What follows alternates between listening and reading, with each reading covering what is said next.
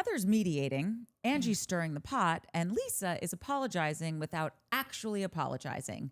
All this week on Salt Lake Shitty. God, this episode was so bad this week.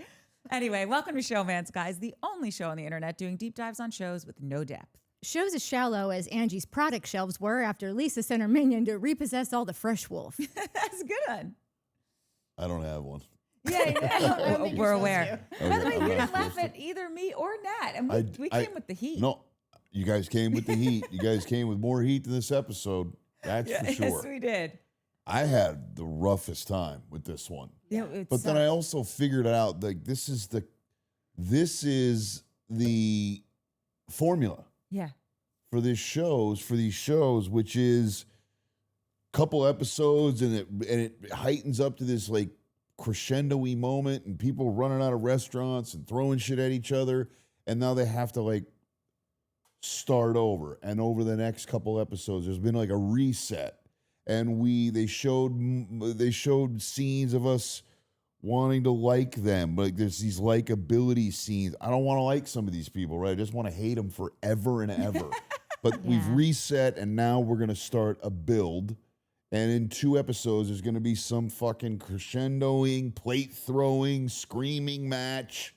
Yep. And so it's up, and now we're reset, and now we're going to do this again until we just can't stand her anymore, and we're screaming. Like, I raised my voice last week over this Lisa broad. I know. In your home. Yeah. This is a studio. My bad. Yeah, in the studio, you mean? And then they bring it, and then they start, and then and now they've got us. You know, they're trying to like rebirth her in my mind about how she's just a human, and she's not a deadly animal beast like she. But now, like, are you channeling? You did a lot with your eyes closed, so I didn't know if it was coming through. I mean, this is what happens when I start to get into a riff. Like, I'm finding the words, and I start with the rant, and then it just builds. Like, it's sort of like this show. It builds, and then I drop it back down. Yeah. So it's what these people know. They know how to do this. I was annoyed that we get back to this stupid lunch scene, this faux lunch scene. That's what this show is. Faux lunch scene. That's what they should call all of them. Real faux lunch, Real Housewives. Faux lunch scene of Orange County. Faux lunch scene of Salt Lake City. Faux lunch scene of Atlanta. Yeah. It's the same. They're all eating anyway. No, listen, I know you don't like comments, but people are literally saying Shane is healing my heart. Yes, I texted you that one. Yeah. Right. Why? Yeah. Well, I mean, that's a little overboard. No, because you're honest, you're connecting with the people. I'm connected, and I'm pissed off. Yeah. I'm pissed off because this episode did not deliver. No, it was I know. Fucking terrible, man. I know. I rewinded it to try to see if there could find some. There were 2. There were 2 scenes. Actually, no. What do you guys do when this shit's so bad? Like when the episode's we're getting into it, and you'll see. But okay, well, I just get because this is one I was trying to find, and then I just came over that one because people are loving you. Get out, Shane! Fuck you! No. My thumb's on the unsubscribe button. No. I'm hovering over. No way. Can't wait for next week so I can finally unsubscribe. Listen, Live a Darling Life says, okay, I disliked the first episode That's with Sweatshirt. You. Live a Darling Life. No, shut up.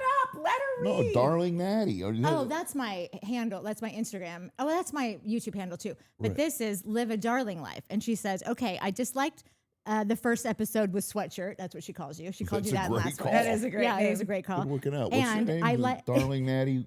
What? Let her finish the fucking First of all, clip. Look at you're worse than me in like taking compliments. Like this is what I do when Courtney starts reading like. I like being Sweatshirt guy. I'm fine with that. No, I know. Oh, but, this thing. Okay, hold on. Okay, I disliked the first episode with Sweatshirt, and I liked the second episode even less. Today, Shane changed my mind when he proclaimed his loathing for that dipshit Lisa Barlow. I am fully won over. Welcome and stay weird. I like her. Darling Isn't that Natty. sweet? No, I'm Darling Natty. No. This is Live a Darling Life. Live a Darling Natty life. Thank you, live a darling natty life. Just That's very live a sweet of darling you. life. And then Meteor Wine said, sure looks like Shaneski has grabbed the bait and run like a rainbow trout smashing a mayfly. How could he resist?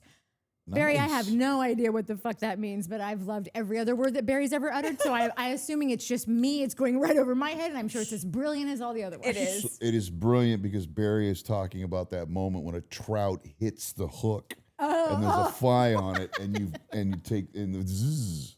That's a good one, Marty. Or no, Barty. What's No, his this name? is Barry. Barry. Sorry. Yeah. You are horrible with names. I'm getting older, and that's just a fact. I'm 54 years old. I don't feel that. I feel 68. Okay, so No, there was Nicole this- Quinn says, Shane's healing my heart. Only gets better, says Shane. No matter how much hair you have on your head, you are beautiful. That's Fuck very anyone who thinks differently. That's very sweet of you, Mary. What's your no, name? this Only is gets it's better. called Only Gets Better, and she's one of our favorites. It only We gets love better. Always Better. Thank Yeah. you. That's very sweet of you. Yeah, there's like a dozen like this. So. Correct. What's our subscribe count? Hold Did on. we go up or down? Up. Yeah. We went up. We're doing it. Yeah, we're getting So back I am all helping- those people that were like, I'm not doing this. Missed us, I think.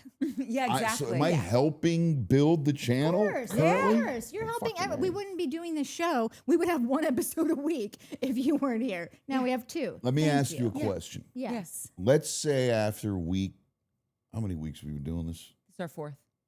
Is it really our fourth already? Yeah. No, wait. Is this episode 3? it's Oh, third. this is 4. Yeah, this is the 4th. Oh, we talked like Leave it to the person who still remembers things, guys. we talked pre-show No, we've done one, This is our fourth 2. episode. but there's been 3 episodes. This is our fourth This is. episode. There's been 4. Got it. 1, we talk about 1, 2, 2, 3, 3. No, No, we've had one show for every episode. Why is this? this is our 3rd show. This is our fourth. 4th, but- Okay, can I just do the math? Let me just because do the math. when you're doing the math, probably because Live a Darling Life said that she didn't like the first episode, she didn't like the second, but she likes the third. And these are comments from last week's episode, so Got it. that's probably what got you. Just because I'm slow. We watched the first episode. And then we did a show about it. Great. Then we watched the second episode. Show. Great. Then we watched the 3rd episode. Show. Was this the 4th episode? Yep. That's how the I numbers thought work. this was the 3rd episode of the show.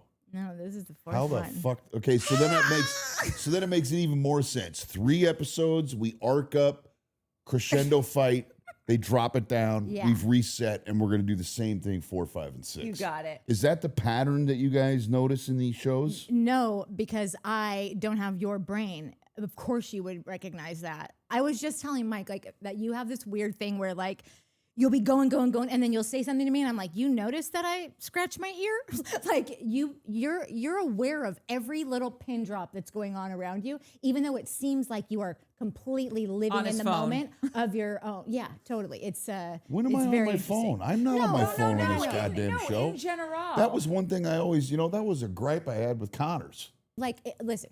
Connors, you fuck. I get him a little riled sometimes, and I push his buttons, and then he just goes, "Well, you guys can fucking do your thing, and I'll just be here." Got it. Okay, great. Okay, but You guys have your own thing. I'm not trying to mess. No. I was just saying, not I should here, comment. But Connors, get off your fucking phone. but no, in life, like you'll be on your phone, you'll be at a party, you'll be at dinner, you'll be on your phone, and people think you're not paying attention, but you're paying attention. You know, yeah, you hear That's what hearing that comment. everything. Yeah, that's what I was saying. like and hearing, it's true. like not even like just like hearing what I'm saying. Like you're hearing in my voice what I'm actually, if I'm worried about something. Like you just have a very astute sense. tuned of, in. Like, yeah, you're very tuned in. Yeah. But nobody would know it because you're very like, you'll be doing a whole thing where you're breaking down this entire thing, and then you'll be like, and you, like, and I'm like, what? All right. Anyway, Anyhow, Okay, top of the so pops. subscribers are up. yeah, Yeah. things are That's all I going give a well. shit I gotta about. let you Yeah. know, Shane. Every day, every other day, he'll ask me, "What are the views at?" I do ask for the views. Yeah, I he goes- do. Every once in a while, because I want to do good. I want to win. And I think he gets a little upset. Oh, he doesn't get upset. He won't admit this. But our views on "Are you okay?" Yeah, on I need my OC fucking smoking are treat. higher than Salt Lake. And I was explaining to him because this is a less established show. Yeah. And we've been doing more Orange County episodes, so we've got a bit of a build. So we're gonna get there. Yeah, this You just happens gotta with show all the your shows. boobs. In the beginning, Also, that they're Orange County shit's better than this. It's from what I've. This is not an amazing season of Orange County. Yeah, it's not terrible, but it's not amazing. Yeah, it's weird.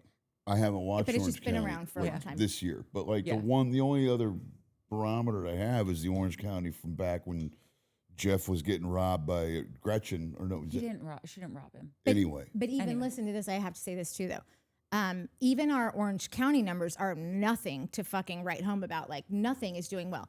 And I've been really down on that because I thought it was because like we didn't do great planning to nobody wanted to do Housewives. Well, Courtney wanted to do Housewives, Mike and I really didn't. And so like we didn't really bite the bullet and just fucking say we have to fucking do it.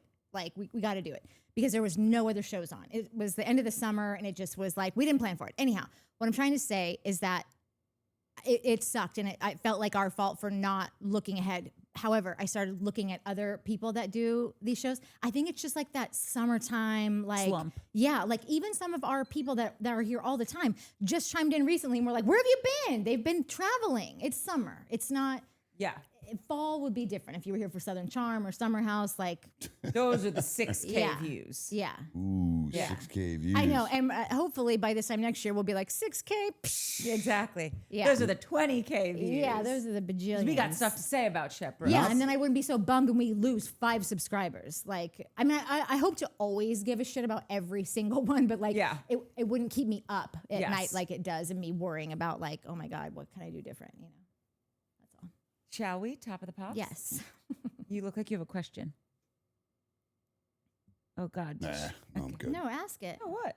No, I'm thinking about something, but I don't want to wrangle myself into the. Oh, I know what he's thinking. What? Let's not poke the bear. Let's just let him come to it on his own. What, the traders?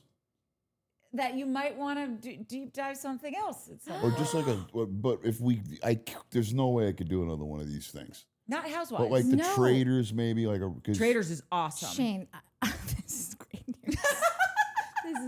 I'm thrilled to hear that you're even like I have been thinking he's just gonna call and be like, you guys, I can't fucking do this. Yeah, let's not even talk about it anymore. Let's No, just move on. I Let's top think of the that as I drive here. Right, But totally. I don't. But totally. I'm I in. think that as, and I live here, and I'm just. I mean, I live elsewhere. This is our studio on Sunset. This is in the 9,000 building, I think. Yeah. Or 8,000 Sunset. But I think the traders might be fun. Traders is fucking awesome. I have some. I was invited to go on the traders. You were? Well, I wasn't invited, but the casting director met with me. You think you know a guy? Per Lynn Spillman, who's amazing.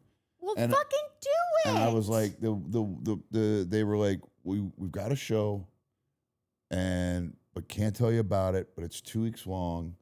You could win 200,000. I was like, that's all you're gonna tell me? Oh. And they're like, that's all we just can read tell you right this. now. And I was like, I was like, who do you think I am?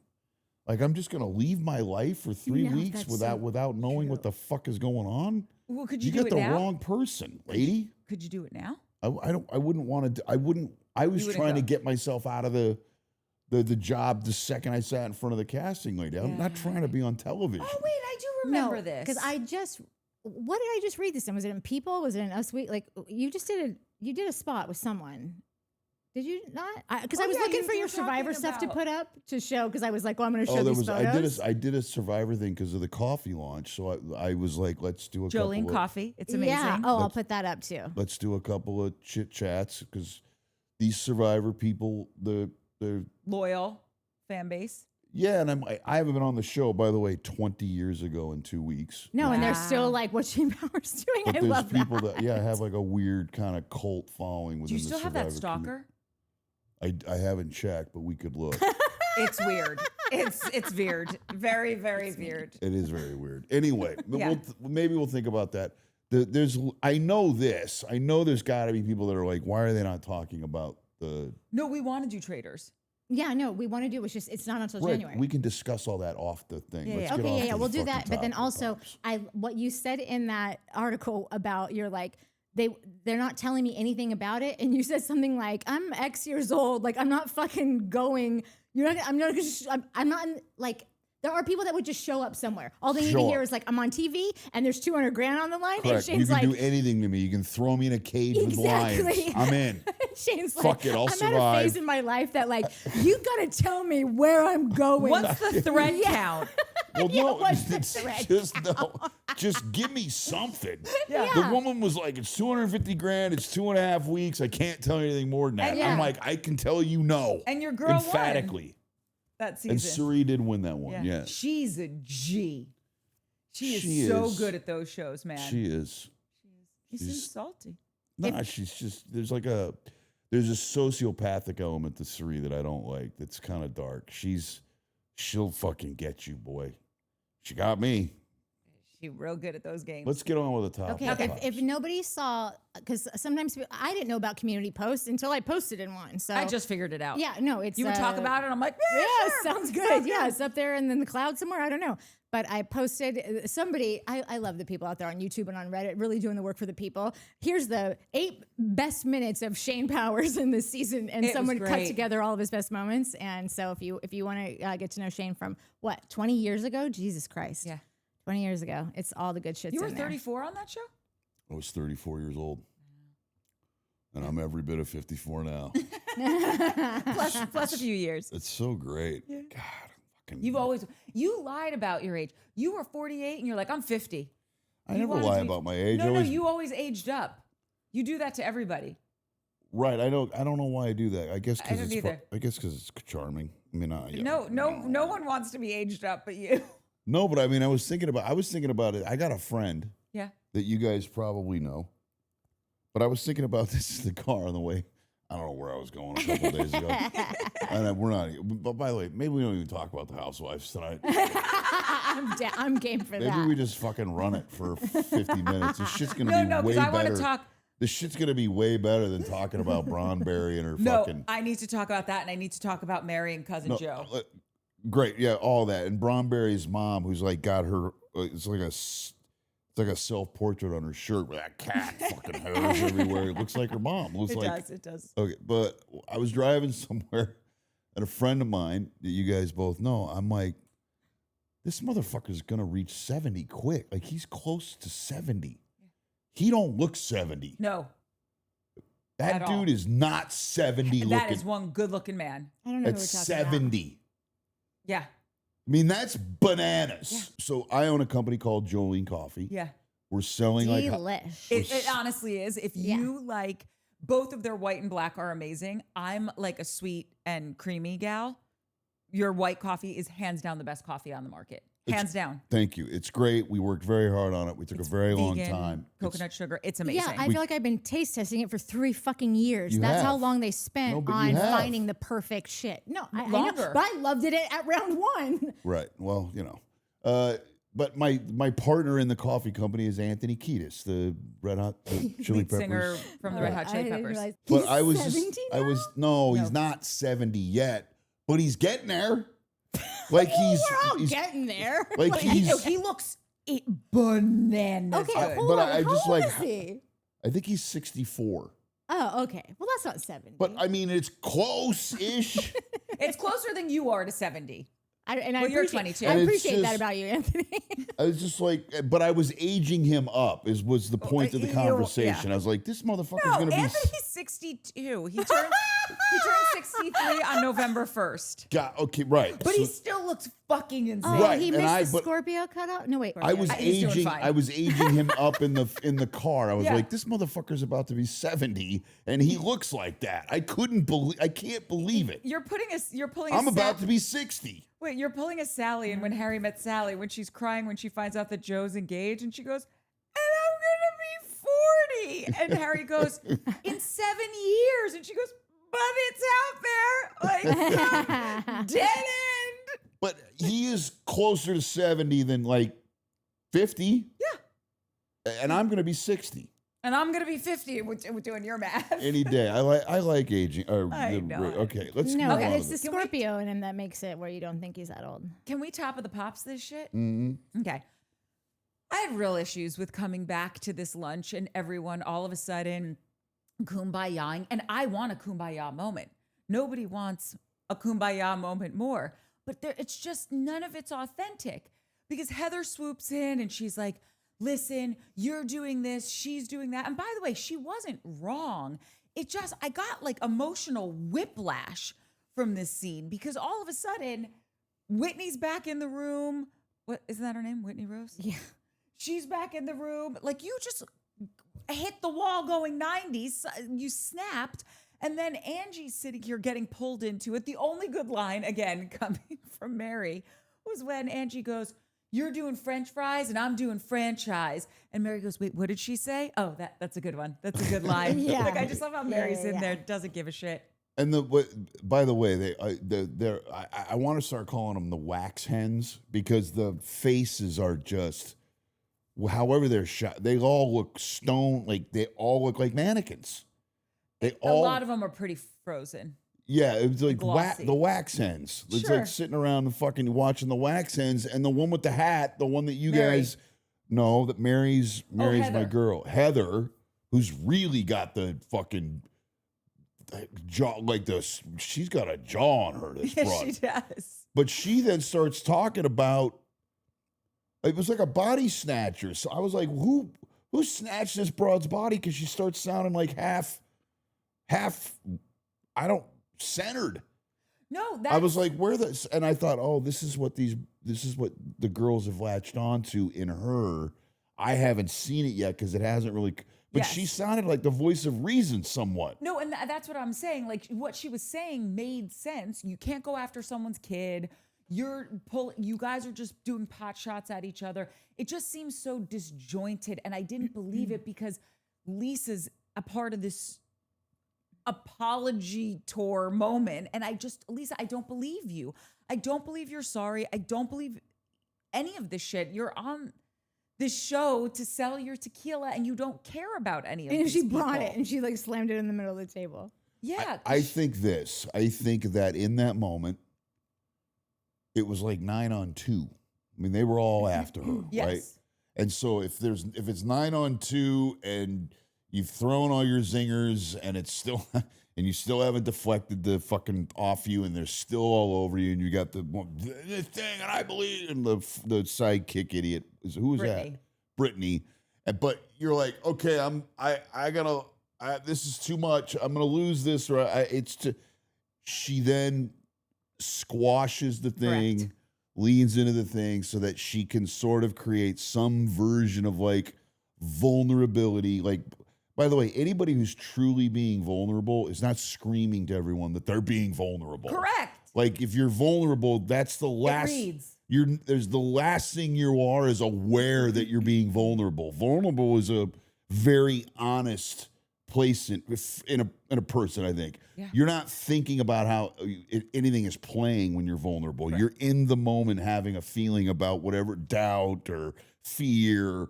You're not like exclaiming to the world that I'm about to get like the whole thing.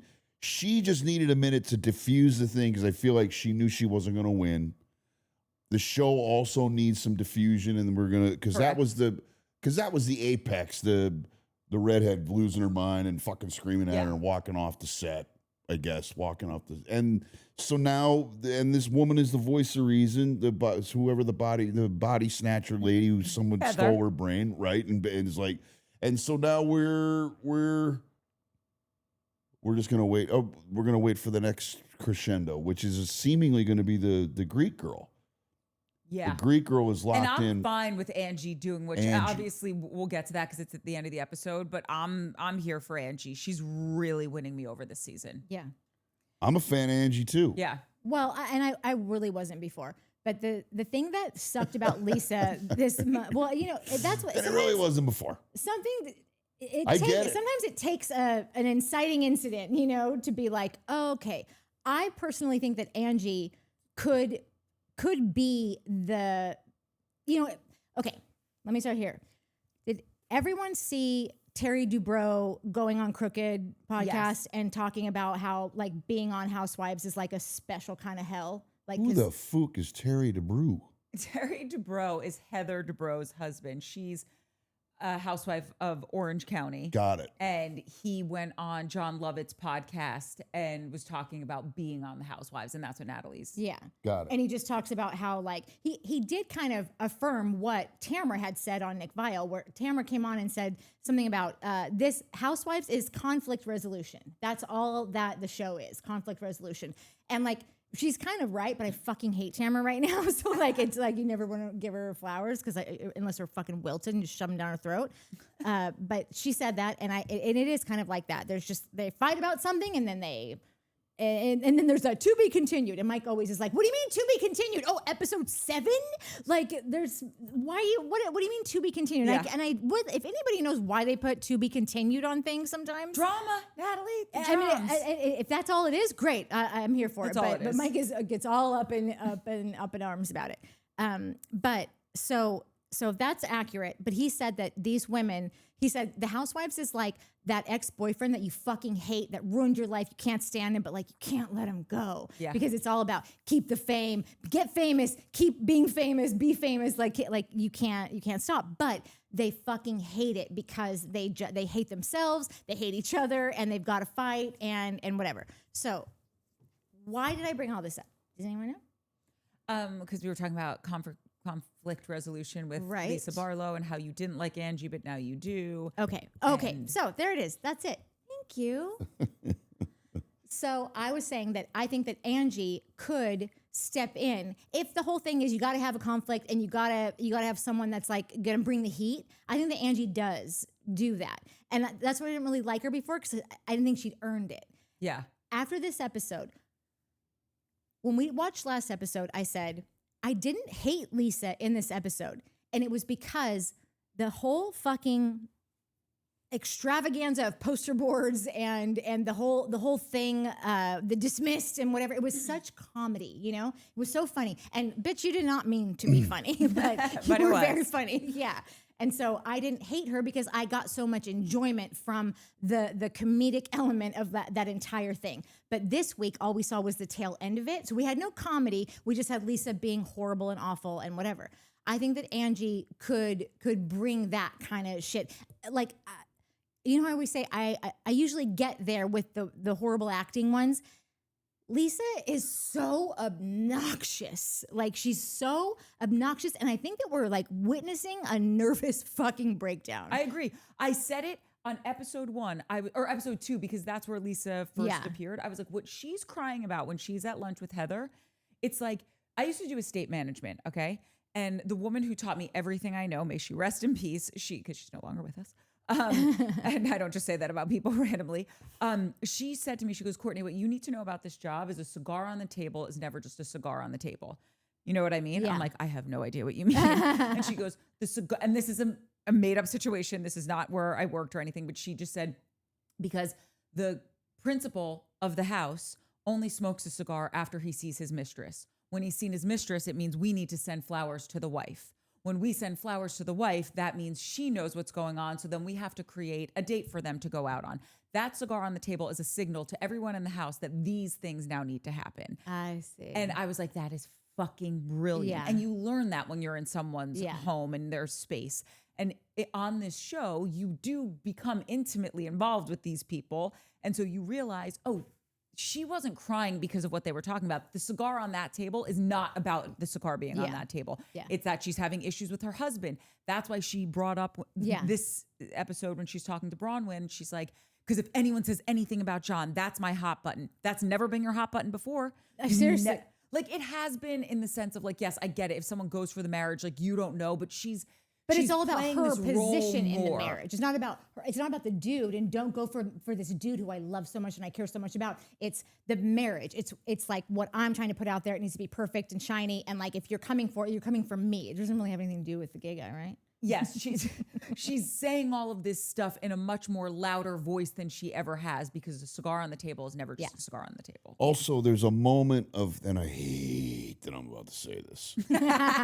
We love it. Fucking grumbling it's in the bottom of my belly. That's how much I hate this. But there's this Carry on. moment where you're watching Lisa in the fucking thing, and Body Snatcher is become the voice of reason, and you're like, is there like a second of redeemability going on right now with Lisa, with like falsely taking on, like, even though she's like, it's all bullshit. I'm like, oh, there's like some relatability. I'm like relating to her on just like the most minimal level of her like trying to, she's trying to get out. Like the whole thing, I just hated it. I was like, okay, I have a moment where I'm not hating her, right?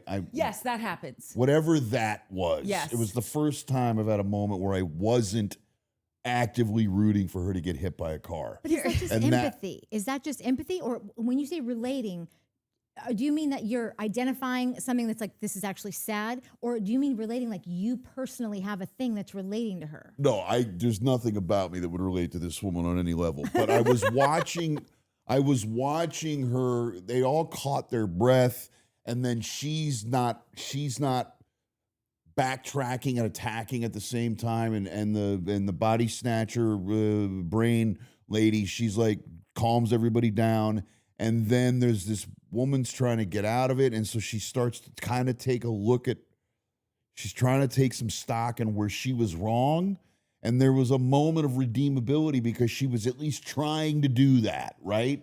And so I'm not hating her in that moment. Correct. Because I'm relating to I'm rooting for her to at least, she's in the toolbox like a broken hammer, but at least she's trying, even though it might be fake. Like there was just a moment where I'm like, okay, lay off of her. I'm going to tell you something about these shows, okay? There's a show called Summer House, and Mike, let me rewind even further. Mike said, he goes, everybody on Bravo, inevitably you're going to flip. You're going to hate them for 5 years. I could never like so-and-so. And come year 6, all of a sudden you're like, go to hell. I fucking like this person now. And on Summer House, there's this character named Lindsay. And this show is 10 years old. And there has not been one season that me, Mike, or Natalie had flipped on Lindsay. And The worst. All of a sudden, this season starts, and I'm like, oh, God, I think it's happening. I think I'm flipping. And like dominoes, the 3 of us went down. She's one of our favorite characters. We love her because that's also the joy of watching these shows. You stick with them long enough, the person that you were like, I would fuck you with your dick, you're like, I'm in love with them. Marry me. I love you. Let's make love forever. You could get there with Lisa in time because something is going to crack in her life. I don't want it to, but you can just see where this train is going. You see the scene in the Coming Attractions where she's crying with that, I don't know if it's a tarot card reader or a Turkish coffee reader, it's some intuitive person. And you see there's stuff going on. She's going to have a moment where she's at the bottom. And all of a sudden, she starts talking about, she becomes real, she becomes authentic, and you're eventually going to like her. It happens That's every time. never going to happen. That's what I said about Lindsay. But I had a moment where I didn't want her to catch on fire. Like there was a moment where I was like, what was it? It was right when she took a breath and then she took ownership of something. Kind of. She like kind of apologized, but in her own fucking destroyed human self way, like just she's so broken. At least she was trying, right? And in that moment, for a second, she was redeemable, which is what the show does. So now I can start to build back because I'm already the whole Bronberry and her lunch, that lunch date. I fucking hate her in that. Okay, hold on. Like, So wait, we're gonna get there because basically, does anyone have anything else to say about this stupid lunch resolution scene? Well, I just want to say that I just want her. Like I did opposite of you. I hit a point where I was like, I don't fucking care. I may not care if this bitch ever returns because she is so obnoxious, like so fucking obnoxious. And like I said, like from last week, like that other shit that was like good just wasn't there. No, she's the worst. We're not getting her out of the worst. She's the fucking worst. I'm saying there was a moment where I didn't want her to catch on fire. Yes. And that's my point, though. That's what this show will do to you. And then you span it over 10 years, and all of a sudden, the person that you were like, I'm never going to like this person, all of a sudden, you're just like, I'm never going to like this chick. I feel like if she gets to say, then like I want everyone on the fucking cast to tell her like what a fucking obnoxious, like low vibration narcissist that she is. Like I feel like I need her to know, and I've heard so much about narcissists lately. My mom is reading about it, and we just for whatever Oddly, reasons. I've been looking up narcissists, so I'm with you. Keep Yeah, going. and like how they've got like this facade going on, and like it's almost like if you really care about the person and they're like in your family, it's almost like super. If you smash that facade, which is like what we all want because we don't have any connection to this woman, so like she's not our daughter, our sister, our mother, our aunt, like nothing. whatever, our friend, yeah. But it can really, like, shit can go real fucking south for them. Like, it can be a really gnarly mental, emotional, Break. neurological break for them. And so it's like, so I don't care about this woman. So like, I'm dying to be like, none of this exists. Like, all of this is fake. I just want to watch the mirror fucking smash into a million pieces and whatever. So since I don't care about it, that's what I want. And that's what if she gets to stay, I want everyone to tell her, like, no one believes you. No one is all this shit that you're putting on display is horse shit and everyone's laughing at you. And I need her to know that. And I feel like a fucking asshole that I need her to know that, but I need her to know that. Well, I need her to know that also, but from the opposite point of view, because whether I like her or I don't like her, I want the best for her because I'm an asshole. No, because you're not an asshole. You leave that to us. I definitely do not want the best. Yeah, we're aware. Me either. But I want a crescendoing downward spiral of awfulness. But I want to see that crack because I guarantee you, when she stops the fucking nonsense with all the outfits, the shit that she's doing, the hair treatments that she's so proud of, there might be something or someone interesting, redeemable, whatever, inside of all of that mishigas, that external mishigas. Yeah. I just want to see people get what they deserve. Yes. Great, but that might be what breaks the for facade. more reason than that. But exactly. That's exactly. Dude, I don't It's live not- in the. I want everybody to fucking. I don't. I want people to get what they deserve. That's fair. But in getting what you deserve, you might then become a better person from the wreckage. So That's what I mean. And she might be like, there was a moment she's like fucking in time, like she's just in the pace and the panic and oh my God, like she was at the end, and that's when she pulled back. Yes. Body snatcher lady who got the new Heather. brain, Yeah. right? She framed everything in a way that like made a little bit of sense and like gave everybody a moment to breathe, and then she was facilitating some kind of shitty, weird apology that wasn't real, but in the moment got everybody off of her. That I guess therein lies my point. I am here for karmic retribution, okay? I believe it's input output. I get that. And I think if Lisa actually had the break and realized what she's doing and why it's so toxic and how all of this vapid stuff really doesn't matter, and has that moment of reckoning with herself, with the people around her, then you will get a real apology. It's why I said in the beginning of the episode, she's apologizing without actually apologizing. In that scene, she never apologized. In the scene with Bronwyn, when we get there, she never fully apologized. You want to go to the school of apologies? It's Professor Braunberry reporting for duty. That chick knows how to fucking apologize. Lisa can't apologize to save her life. But if she got uncomfortable enough, if she realized how crappy her behavior was enough, if she had the break that Natalie's talking about and this facade shattered, trust she would learn how to apologize. Or she wouldn't, and then she would just be really dark. No, But and that's the thing. That's exactly what I'm talking about. Because as someone who has not studied this like my mom has for a while, and also just like after I started thinking about it and things that my mom has told me, I was just looking it up today. And like it seems to me that everyone needs to be fucking humbled. Like nobody doesn't benefit from a really fucking humbling moment. Everyone on earth needs to be humbled. Yes. I agree. Humbled is But good. these people can literally end up in an insane asylum if they're humbled to a point. narcissist. Yes, a true living narcissist. And listen, oh, well. exactly. But it is interesting to, like I said, I would have never known about any of this stuff had my mom not been just really studying it and whatever. And so then after looking it up, seeing that like it could literally land you in the hospital if you are a true fucking narcissist and the facade is smashed in front of you, and then you have to fully come to grips with that the thing that you've been working to put out as your front facing whatever for Your so many human years. representative. Your human representative for however old you are, however many years you've been in this. That it can straight send you to the fucking loony bin. Yeah. Also, make no mistake, Lisa's was that her name? Yeah. And she's fucking dark. That whole thing was selfish. Like the whole thing about her retreating and the half apology. It was all in the thing of getting her out of the situation that she was in that dinner. And she knew how ridiculous. Like in that moment, she knew how ridiculous she was.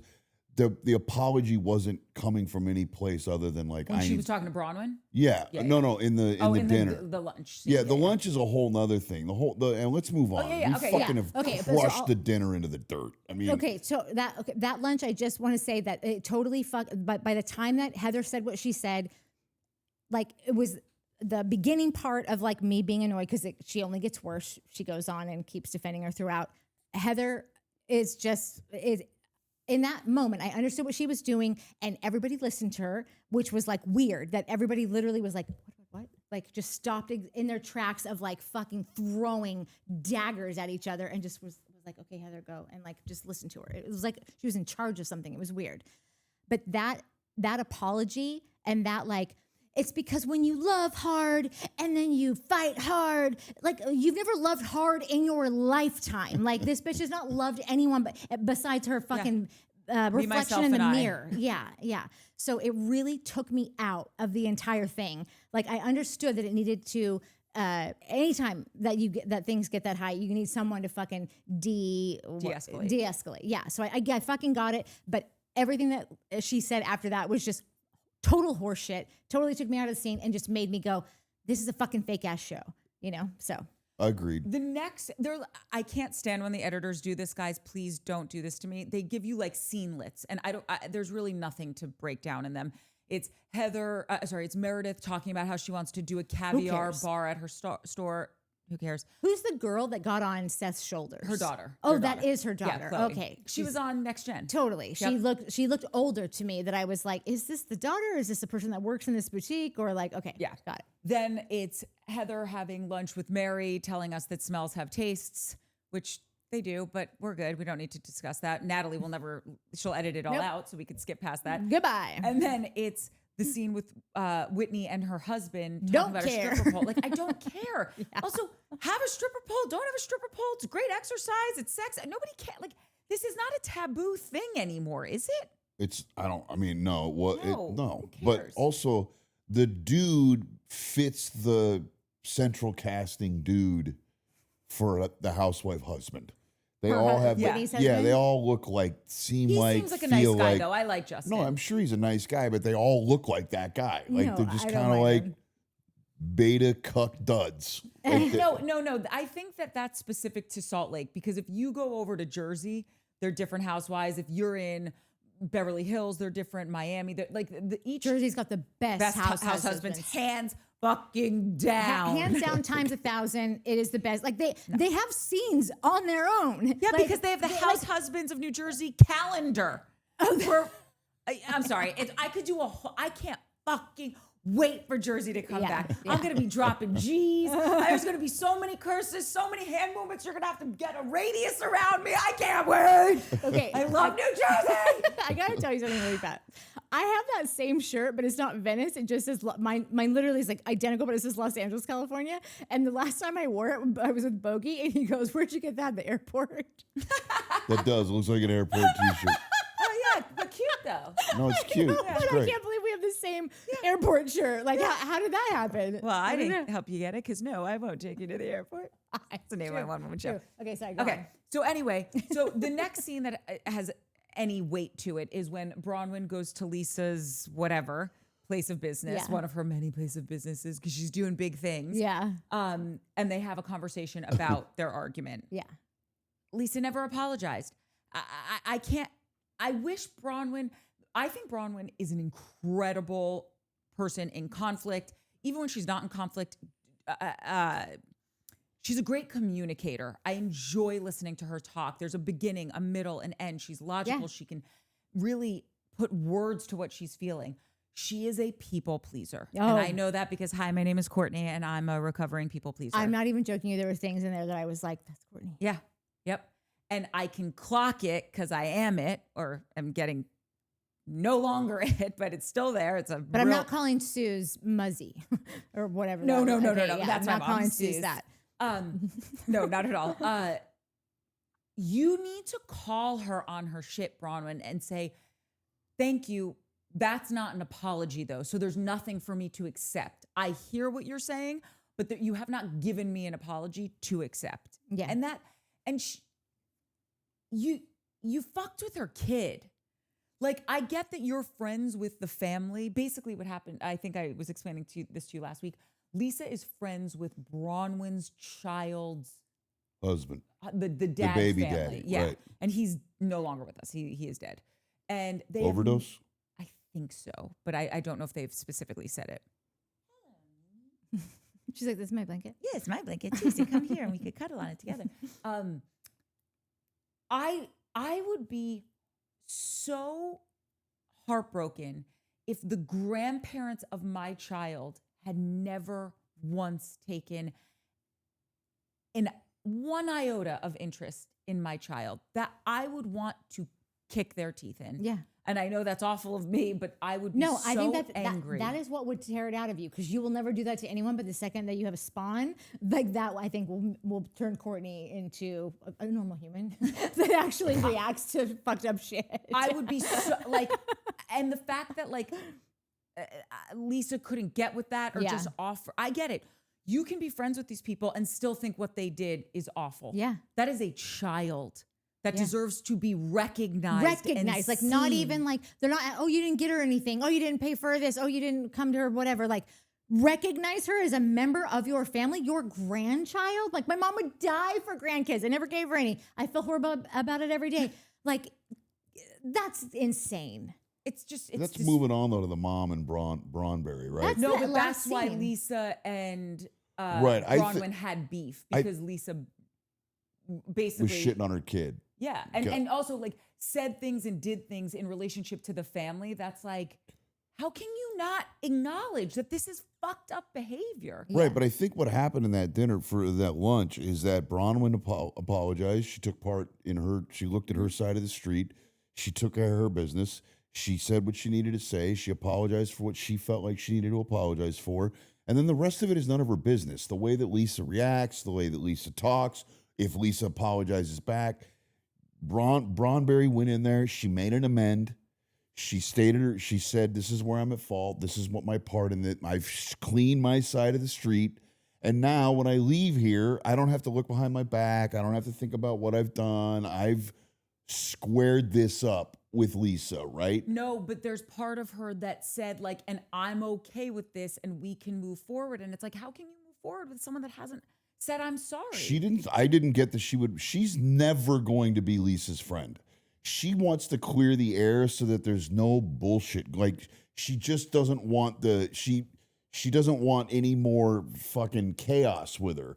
But she made it clear she doesn't want to be her friend. There's no chance. I would love that for you to be Also, right. I the would love whole that. thing, and Lisa called the lunch because I think she's like, you know what? I don't really want to fuck with this Braunberry broad either because Yeah. she's like a match.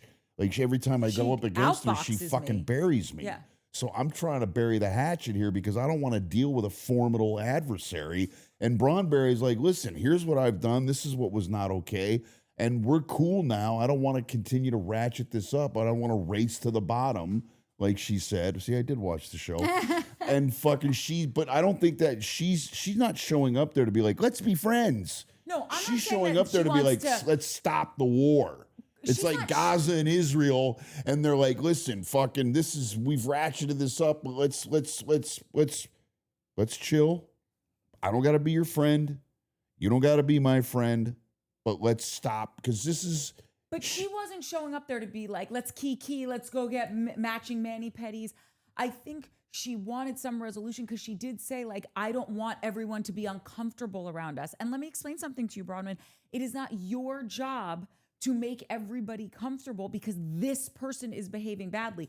I get you being clear on your side of the street because that's all you're responsible for and that's all you're capable of. I didn't find this to be people pleasing at all. I felt she showed up, she stated where she was at fault, she made amends very well, by the way. I watched them, I was like, that's very good. And then she didn't worry about the way Lisa was taking it, or even Lisa was saying. But she was just like, this is what I have to take responsibility for. And oh, by the way, I'm not trying to be your friend.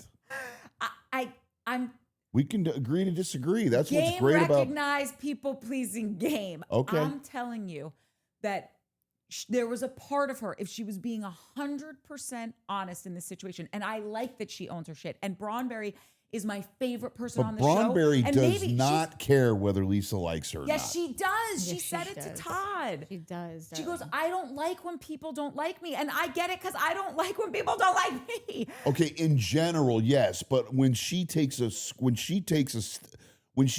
minute and she puts her toolbox to use, she's like, I don't give a fuck if this Lisa, but she just doesn't want to keep ratcheting up. She doesn't want to be on a race to the bottom. I get that, but there is part of her that if she was being completely honest, when she said, I've apologized for it.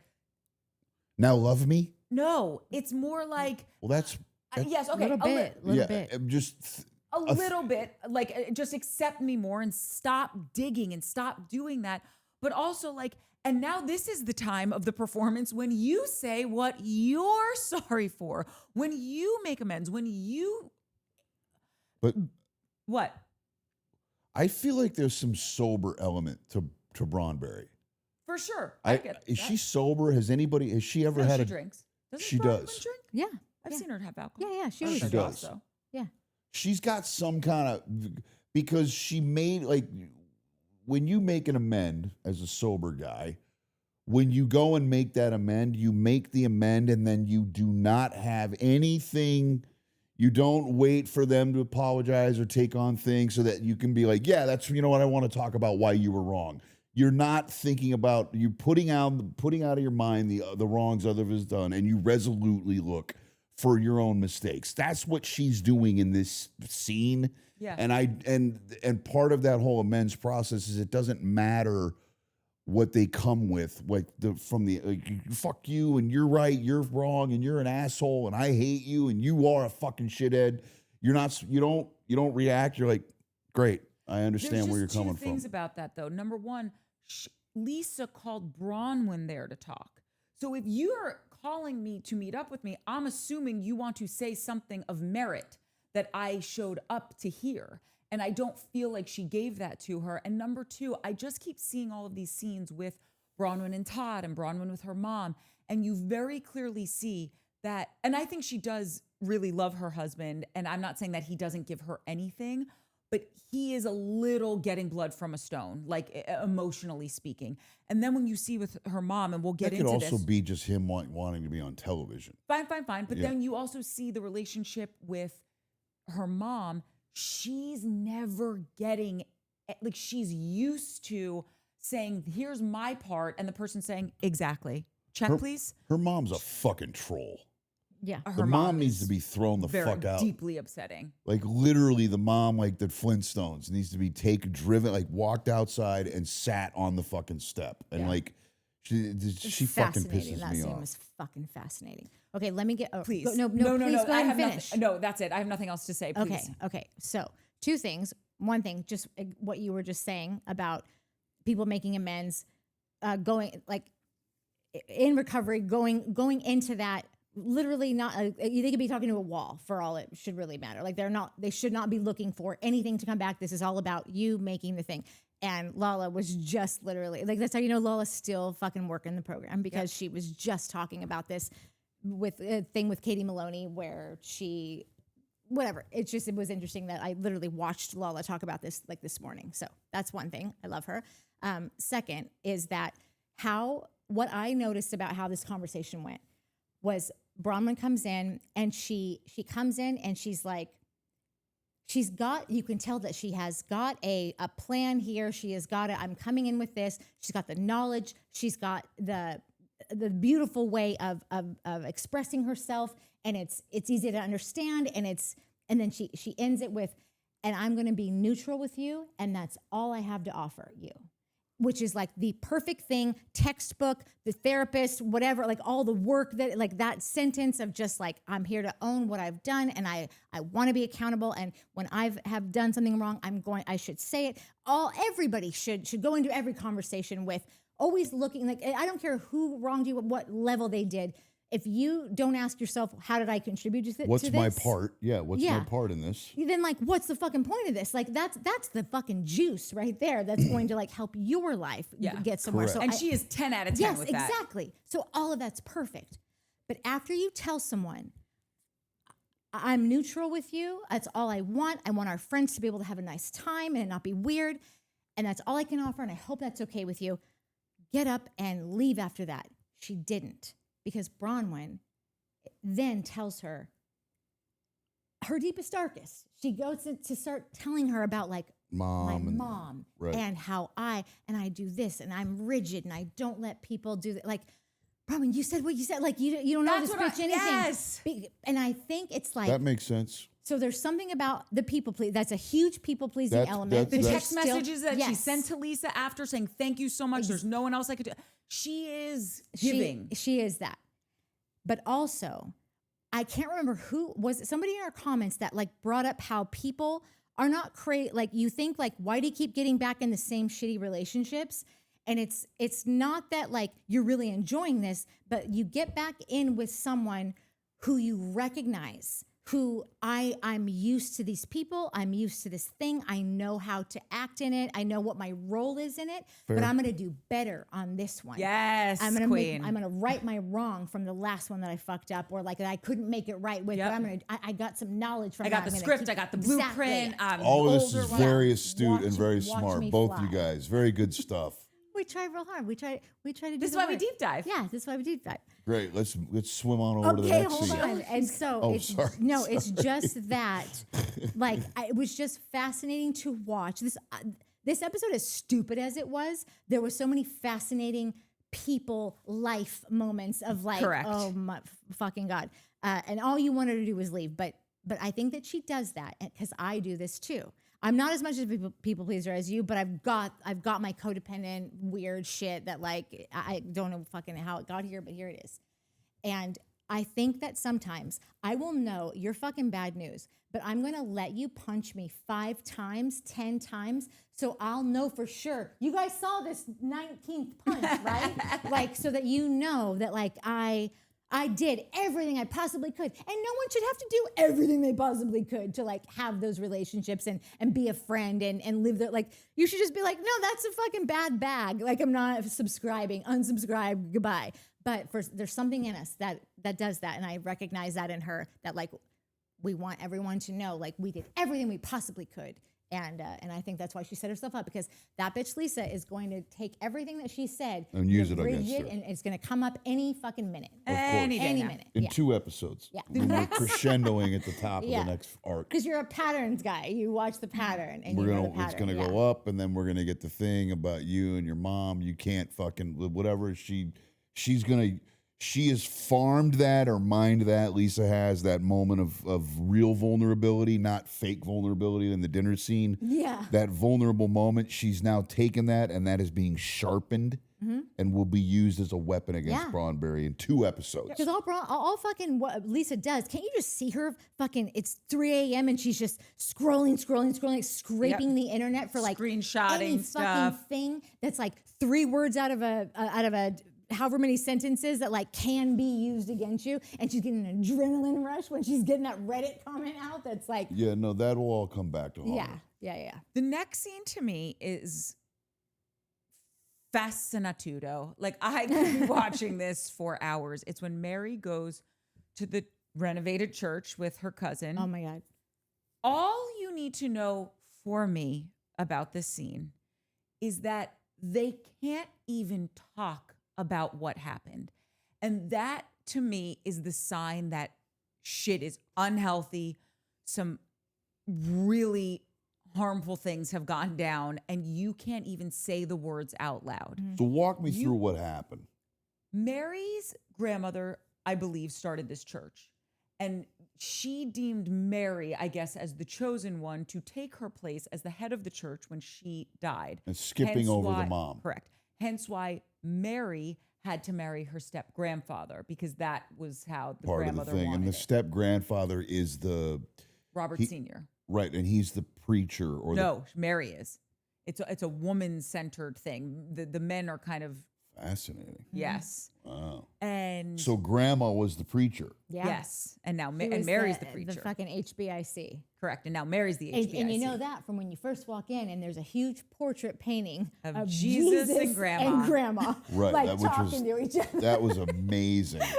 It's like it said everything you need to know about That's this church. that's You know incredible. when they say a picture's worth 1,000 words? Yes. Yes. There you go. So this shit is in the because we're living in the most patriarchal fucking setup in all of the country, right? The Mormon thing. But she's not Mormon. No, I know, Yeah. but in the middle of this whole fucking pocket, Yeah. is this matriarchy of Mary's grandma who's running the whole show, and the senior is he's just kind of He's in the holding her back kicking purse. it, right? Which is exactly why that guy was saying yes, ma'am, yes, ma'am, yes, ma'am the whole time, Oh which my I God, it fucking was so loved. Interesting. I thought it was great. Yep. Like that dude, quote unquote, knows his place, Even though he's related to her. but knows his place Yeah. in the hierarchy of the church or whatever. And he was treating her like that was wild. Oh, yeah, Right. I didn't even And think about it like that of him holding her to the position that Yes. she is in this Yes, church. ma'am. Yes, I was ma'am. just thinking he was like not really that close to her, but like she needed him to come in so she could give him all this exposition about what's happening. And No, it's that- because she's the boss. and I'm like, they don't even really know each other. Like that's all. And I never fucking thought of that. She's the boss, and he is there to fucking Bow down. kneel and Do kiss what the she ring needs and and be respectful. Yeah, I kind yeah. of fucking love that. It's amazing. Yeah. yeah, Fucking that I'm here gangster. for. Yeah, yeah, yeah. But when they're talking about how they're talking in code, Yeah. right? Where, people who thought they were going to stay didn't realize they weren't allowed to stay. Obviously, Mary's mom was trying to usurp the seat that Mary was given. Yeah. And take Do the we know why throne. the grandmother fucking decided to jump over the mom to Mary? Because she is Mary a gifted orator? Have we ever seen Mary preach? Ish, but I don't know enough to say like, yes, you are a gifted orator. Got it. For whatever reason, Grandma chose Mary. grandma was like, my daughter's fucked up one too many times, this, that, or the other. She's out. And basically said, Mary, it's time for you to come home and we're gonna have the coronation, and you're gonna be the person. And was there a ceremony where she gets No, I don't think there was a ceremony. I think it was the excuse me, like the passing of the Bible when Grandma died and Mary took the helm, and her mother was clearly very salty about it. You saw she would put, according to Mary, allegedly put articles out that Mary's this, Mary's that. It's very, you know what it is? It's very Mary Joseph, like, which is maybe why Mary was named Mary. It's very much like Mary, the one who had Jesus' kid. What's the fuck name is Mary? The Virgin Mary? The Virgin Mary. Yeah, but no, but what's her name? Mary Magdalene or no? Mary Magdalene was the No, the hooker. Virgin Mary. Right. So the Yeah, Virgin Mary and Joseph was her husband, right? Grandma's not named Mary, I don't think. No, I'm saying that back in the fucking Bible days, Oh, it was the okay. Virgin Mary and Joseph was her husband, Yeah. right? Yes. And Joseph was submissive to the Virgin Mary. And the whole thing was about making sure Mary was going to be the He thing. was submissive to her. Yeah, Joseph was he was in that dynamic. He was like the caretaker to the Virgin Mary. I mean, Okay. she's going to be the fucking mother of Jesus, for Christ's sake. Of course he was of course he was of course he was the caretaker.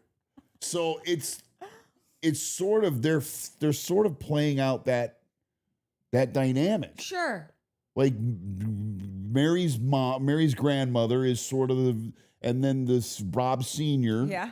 And then they skip over the whatever that has nothing to do with what I'm talking about. But then you've got Mary, and Mary is goes to the throne, but she's got to be with Bob Sr. Yeah. And then she gives birth to Robert Jr. Another added layer, just if you want. Robert So- Jr., who's Jesus so fucked in up your by it he can't thing. stay sober for a day in the house of the right. Yes. But so it just was crazy to me that when they were sitting down, because Mary has always been very her whole history has been very shrouded and just they don't really talk about it on the show. But Heather had brought it up first, like, it's kind of been not this.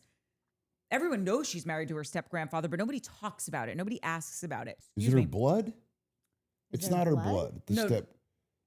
I think Mary's original her blood grandfather, I think he passed. Right. And then her grandmother married Robert Sr. and then she wanted Robert Sr. to marry Mary. Right. I don't think there's incest involved in this. Right. I think So in it's the just order like a of weird child bride. in the order of situation.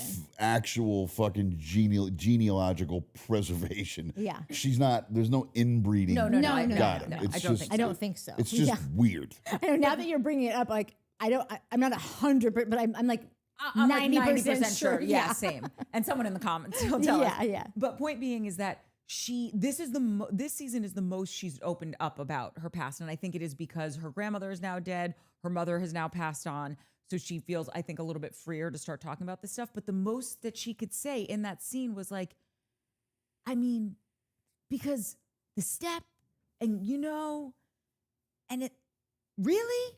Like she couldn't. What the translation of that is, everybody knows. Oh my God, I was called to say, Mary, you have to come home and marry your step grandfather, and that's weird, but we did it because that's what Grandma wanted. And the fact that you can't even say it, and now your cousin is sitting across from you having some weird Morse code conversation back to you, being like, because there were people, and they thought they could, but they couldn't, and now because Yeah. Well, that's because the the grandmother is what she said. I mean, they because nobody questioned anything. It was because you did what you were told, and they're still living by those rules. And this is crazy to watch. Well, it's weird because the grandmother clearly, according to the fucking people that are in the parish, they think she's got some weird touch by God thing. Like this is where you get into the Easter bunny and all this shit, but like it seems like if I'm a churchgoer, if I'm in Mary's grandmother's church, that Mary's grandmother has a relationship with God that's different than the normal folk. Yeah. And so now this is how I want this to be, and everybody just blindly, faithfully believes that this is how this is supposed to be. Yeah. I wonder how many people are in the do we know Enough to how buy many? her many a Birkin. You don't get a purple Birkin as your first Birkin. No. You get it as your It's 17th your black, Birkin. your camel. But there's no way they're running that kind of money out of that small church. Well, I think that they did. Well, I mean, I think that they had that money for a long time, and I think that they have many other properties and many other things but I think it all stemmed from the church from the beginning. But that church has been around for a long time. And God only and Grandma Mary, she could have been like taking half these people's money. Like I think she was. Yeah, she could have been like, listen, you need to tithe 50%. You also have to understand, it's not taxed. Yeah. No, I get So it. $20 non-taxed is a lot more than $20 taxed. Yeah. I get it, but for that, she was definitely asking for more than I think. No, I'm just saying, like if over the years, if people are giving even the normal amount for of 70 years and it's tax free and you're investing that money in buying properties. Exactly. A lot of Buying Birkins. properties. Yeah. Got it. And the mom wanted in on the grift. Yeah. And got cut out. And you don't question because you're in on the grift. And that's how you stay a part of the grift. If you start asking questions like, well, this is weird, and am I touched by God? And why should I marry my step-grandfather? All of a sudden, I would imagine all the treats go away. Well, no, Mary's like, yeah, this is fucking great. Yeah. I'm the next one to fucking get the treats. And Bob Sr. just kind of sitting around. Yeah, because Bob gets the treats too. And really doesn't have to do anything. Bob's got a good life, seemingly. Yeah. Yeah, Bob Sr.'s got himself a very good life. Wait, does anyone have anything else to say about this scene? This scene to me seemed like, and this is just speculation, I don't know, just pulling something out of the fucking air. What? I know. Who knew? So it seems to me like there's a handful of things like, okay, let me start this over. This scene to me seemed like Mary has been on the show from the get. She's from season 1, right? This is a very different season for Mary. Mary's like, let some guards down, become like a part of the cast where before, like, you didn't know if you were going to see her for 4 episodes, like she might just ditch out for a while.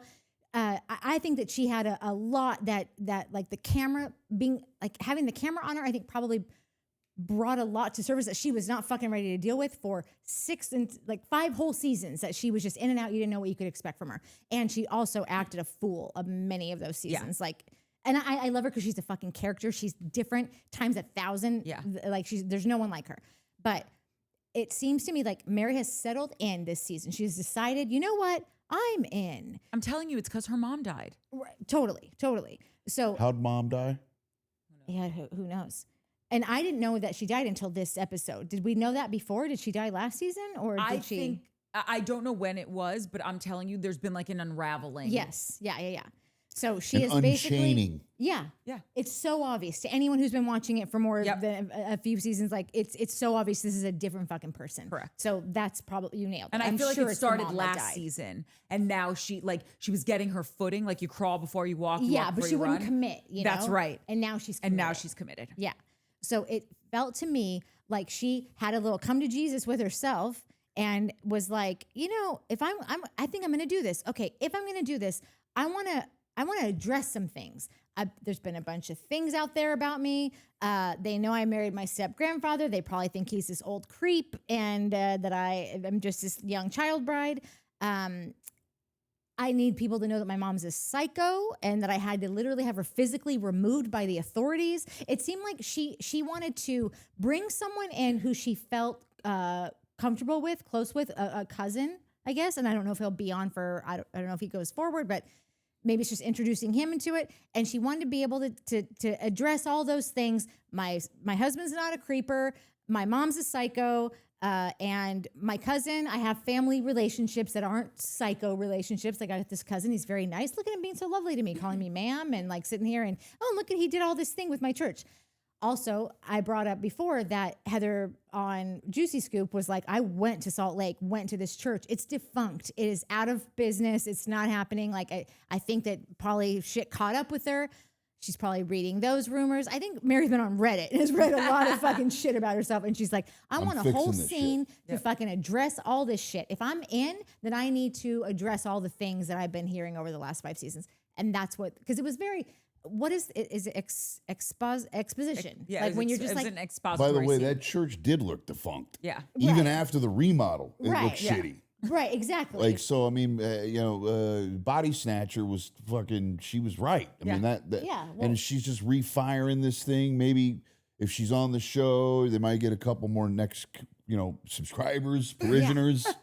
And maybe she's trying to restart the thing to start get the money train going I again. always wonder what happens because, like, if they, like, right now it seems like they've only been out of business for 6 months, but like it could be 2 years at this point. Like, I don't know when that church stopped going, and I always wonder, like, what happens to your, what do you call them? Not your constituents, your parishioners.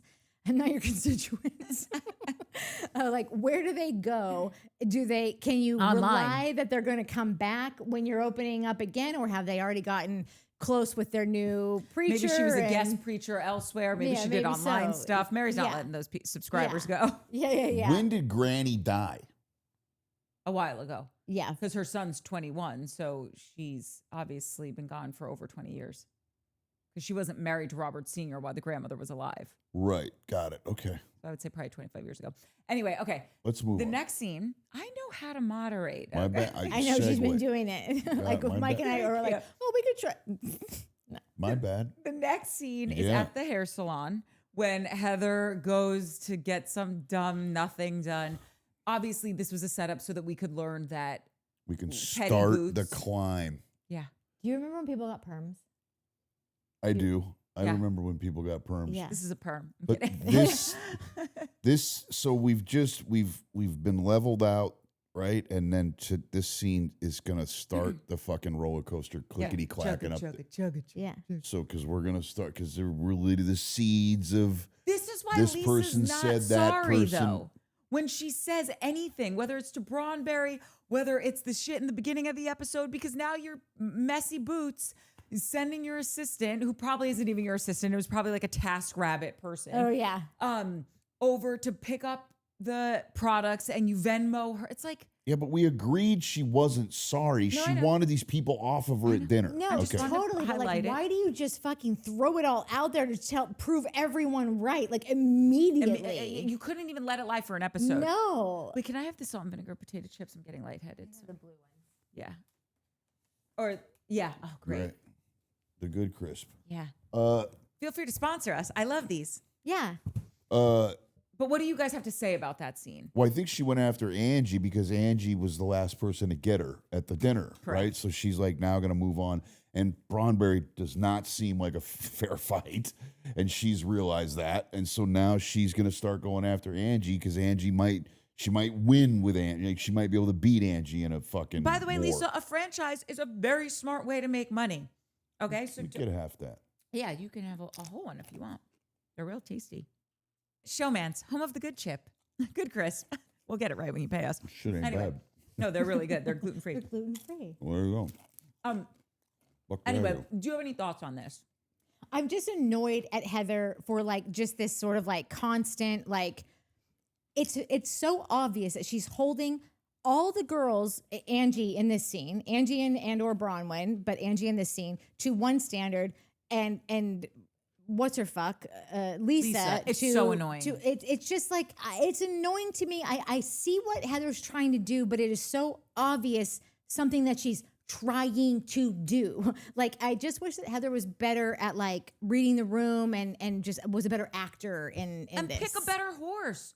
Well, Back yeah. Angie, back Bronwyn. Yeah. Like I said at the top, I think Angie has it in her to be the shit stirrer if need be, because Lisa is really kind of bordering on just like unwatchable. It's getting unwatchable if she Agreed. doesn't fucking change. And also, I had the whole thing last week, probably for Orange County, but I don't think we really talked about it. But like what happens to a cast when you've got this one person that is just sucking the fucking life out of every scene? Like everything is about her because she's so horrible. Like a cast cannot grow. She's a parasite on Exactly. the show. We're here to watch this group of women move on to phase after phase and get smarter and wiser and understand what's good in life and what's important and whatever. Like that's the good part about watching these women is watching the growth and the eras and all the things. When you've got a fucking leech scum sucker, like just sucking up all the fucking energy in every scene, it's just rough. I think it's not just a shitty thing to do to the people that are working for you. It's a shitty thing to do for your show. The franchise of this show is stuck around this woman who nobody can really get anywhere. Anyhow, I hate that Heather is showing her ass and like you're so obsessed with being a Lisa fucking like you've decided that she's here to stay. There's nothing to be done about it. So we all just need to recognize what she's going to bring every time and rotate around Maneuver it. around it, Maneuver yeah. around it, you know? I still think we've only watched 3 episodes, but anyway. This episode, Body Snatcher, is in the middle of the thing. She's getting the thing to the thing with the deal, and here's the story and the drama and the mix. The one before, when she was painting, she was, fucking in the middle, telling this person, that person, this person. She's the one that all of this drama is fucking circling around. I mean, the first episode, she did the same thing with the campfire or the camp. She leaves the camp. She tells Lisa they're all talking shit about her. Like, she's the one that's stirring the pot in every episode now. Now she's sitting in her hair salon and she's getting the fucking the mix between Angie and Lisa. And maybe she's more just She's trying to play moderator of the show. That's what it is. Yeah, Oh, she's totally. because she just wants camera time. Yeah, she's like, oh, time to she's me. Time to move the story along. No, but it's so true because she's at the top. I think even in the trailer or in the pilot, like not the pilot, the season opener, where she's like, so let me give you a little rewind of where we're at. Like she's got that in her where she wants to tell you all about it. It's just that she's still such a broken person that it just is like every time she does something. Like tying her wagon to Lisa, you can't really take her seriously as the moderator because a moderator is like, who was a fucking great moderator is the Southern Charm girl, Cameron. Oh, I love Cameron. She was a perfect. She was amazing. Cam, come back. We miss you. I love you. Give a master class in moderating. That bitch was it. Catherine Dennis was just arrested for a DUI. I know, and I hope she comes back. Catherine, don't drink and drive, and also we hope everyone's safe. Yeah, and come back to the show. All I'm saying is that, Southern Charm has Catherine hit a lull. was with the cokehead, right? When she was a kid. Thomas Ravenel. You got to bring these people back in when necessary. You don't keep them Shane on would forever. love Southern Charm. He would, but Mike loves Southern Charm, so sorry, Charlie. No, Connor. There's more. I'm still buying shares. Connors needs to be that. He needs to spearhead the charm. I'm just saying you would love it. But you really would. Courtney spearheads all the shows. I'm just saying we could add another chair. Connors has got it. People keep asking for that. People are literally like, I would love to see these two fucking guys together. So we're going to talk about traders after this. So you bring these people back in when you hit the lull. You let them go for a few seasons, and then you bring the Lisa Barlows back in. You bring the Teresa's back in. Actually, Teresa's set aside. Here's what Lisa Barlow, what she's lacking. Teresa does this shit. Sorry, I just spit. Do you see it? Woo! Teresa does all of this shit just like Lisa does.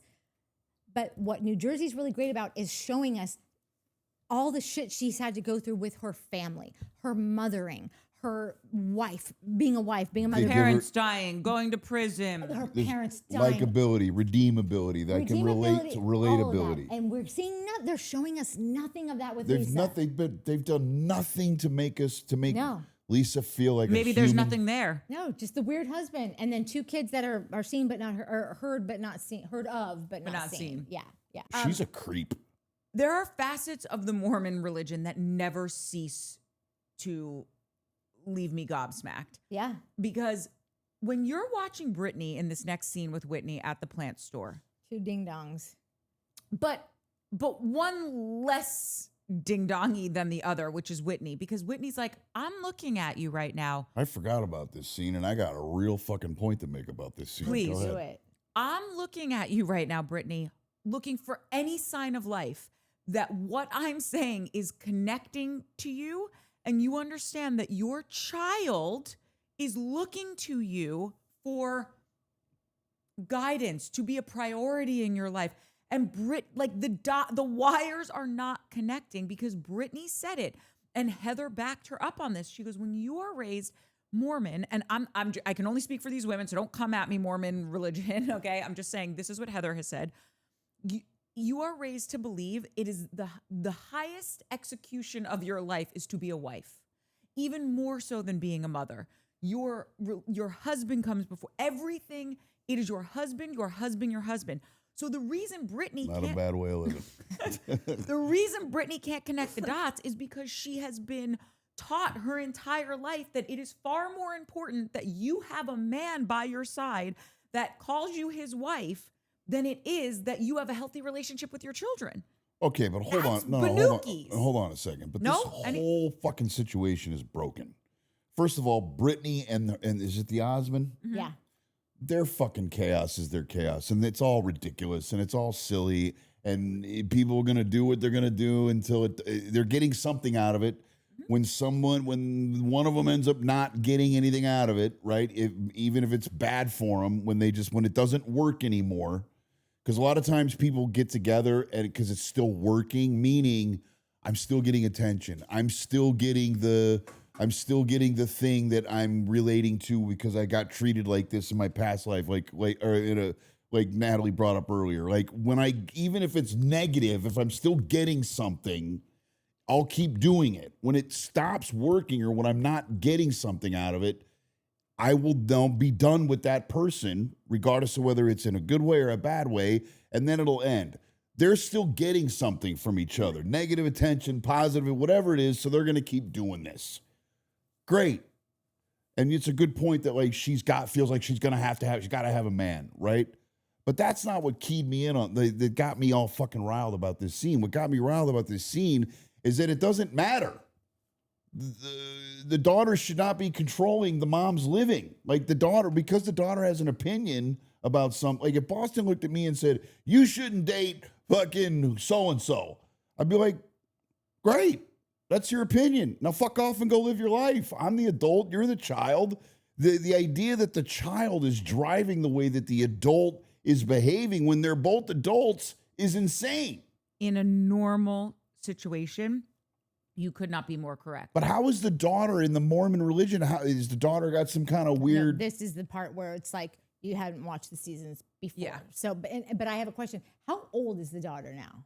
This has been going on since Right, but how old is she now? I can't remember. Like, is I she feel in like like they're mid teenagers. 20s or they're still teenagers? I think they're teenagers. Right. Okay. If I was in a fucking chaotic relationship with a girl and Boston came to me and was like, I really don't think this is not okay. And I'm not going to be in your life if you continue to do this. I'll be like, who the fuck do you think you are? Yeah. I'm the adult here. This is my business. This isn't, is it affecting their relationship? But I don't think it's that. It's not Fuck as simple off, as Boston. it's- Go get your own trouble. It's not what you're saying. I think Brittany, I don't want to say, because these are tough words that I'm about to say, and I don't want to say it like that. I think About Brittany Brittany? prioritizes her relationship over her children. Like Brittany had it where her children weren't speaking to her at all. She had no relationship with them. Hold Right, on one second. but Hold on one And second. that's the thing is I don't know why. I can't I remember think it's why. like it's not this cut and dry, but the only simple way I can think of explaining it is it's like, oh, are you coming to our recital or are you going to go on a date with your boyfriend? Like the way that she's painted the picture in previous seasons is that her children Come second, have felt abandoned by her, which based is, on her actions with men. And she does seem like And a she's- very and much she's- like someone likes me. I need to fucking. I can't leave this guy alone for 5 seconds. He'll find someone else. Like, and so she's copped she does to have it. that. She's like, I prize being a wife more than a mother, basically, and that's listen. I think that your Right, children. so then it's on the child as an adult to be like, I don't get No, but I what- don't think the kids are adults. I think this started when they were like teenagers. No, I don't but know if they're I think the adults. child now is an adult from Oh, what I Yeah, got she from is the an scene. adult now, but I just was wondering, Right, is so it's she up to 18 or is she 25? Doesn't matter. You know? It's up to the child to look at the mom and go, this relationship no longer serves me because you're fucking insane. Right. So I'm going to go and Yes, live my fair. life. And when you get your shit together or figure out how to be a human, then come to me and talk. And then you and I as adults can have a conversation about having a relationship moving forward. The daughter needs to separate from the mom. If the mom isn't giving the daughter what the daughter needs and the daughter's an adult, it's on the daughter to move along. Agreed.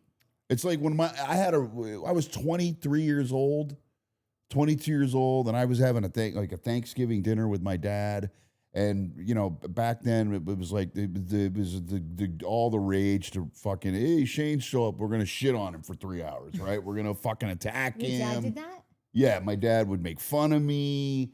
He would be like, guy doesn't have a fucking real job. Like, he would just crack Fucking on me. Survivor, bitch. No, this was way before that. But, you know, I had a job in the club business. He didn't understand it. He didn't understand. Like, he was just like, you're this and that and fucking no sleep till 5. And he was just being that way. And I was like, you know what? I got up. I was at dinner. I got up. I was like, here's the deal, man. I'm 22 years old. I pay my own bills. I don't have to be around people that treat me shitty ever again, even if I'm related to you. So when you learn how to behave and you want to have an adult relationship with me, then we'll talk. But this is no longer happening. Yeah. And I didn't speak to my dad for 1.5 years. And then he called me and treated me like an adult. And that relationship was forever changed because, Courtney's famous words, I showed my dad how to treat me. It was no longer okay to be the punching bag or to be kicked around. That's what this daughter needs to do with the mom. The daughter needs to separate and say, I'm not getting what I need from this, and it doesn't Yes. matter that it's my mom. You're out until you change your behavior. I think everything you're saying is dead on balls accurate. I think if you had more history as to what is going on with Brittany, because there have been long stretches of times where her children haven't spoken to her and have done that with her. And I really think there is something in the mix of the fact that in how the Mormon religion has been explained on this show to me, it is your kids are not you are your biggest coup in life is to be a wife. Right. So that's okay. She can be a crazy person and not find a husband because she's crazy. Yeah. And the daughter can disconnect and be like, I don't really want to be around this broad because she's fucking insane and has real issues with men, and I don't want that for me. But the idea that like she's got to change because the daughter wants her to, that's null and void. She should change because she needs to change. Great. She's nuts. I agree, but Yeah. like that's clearly not going to happen. Yeah. So she can just go be insane.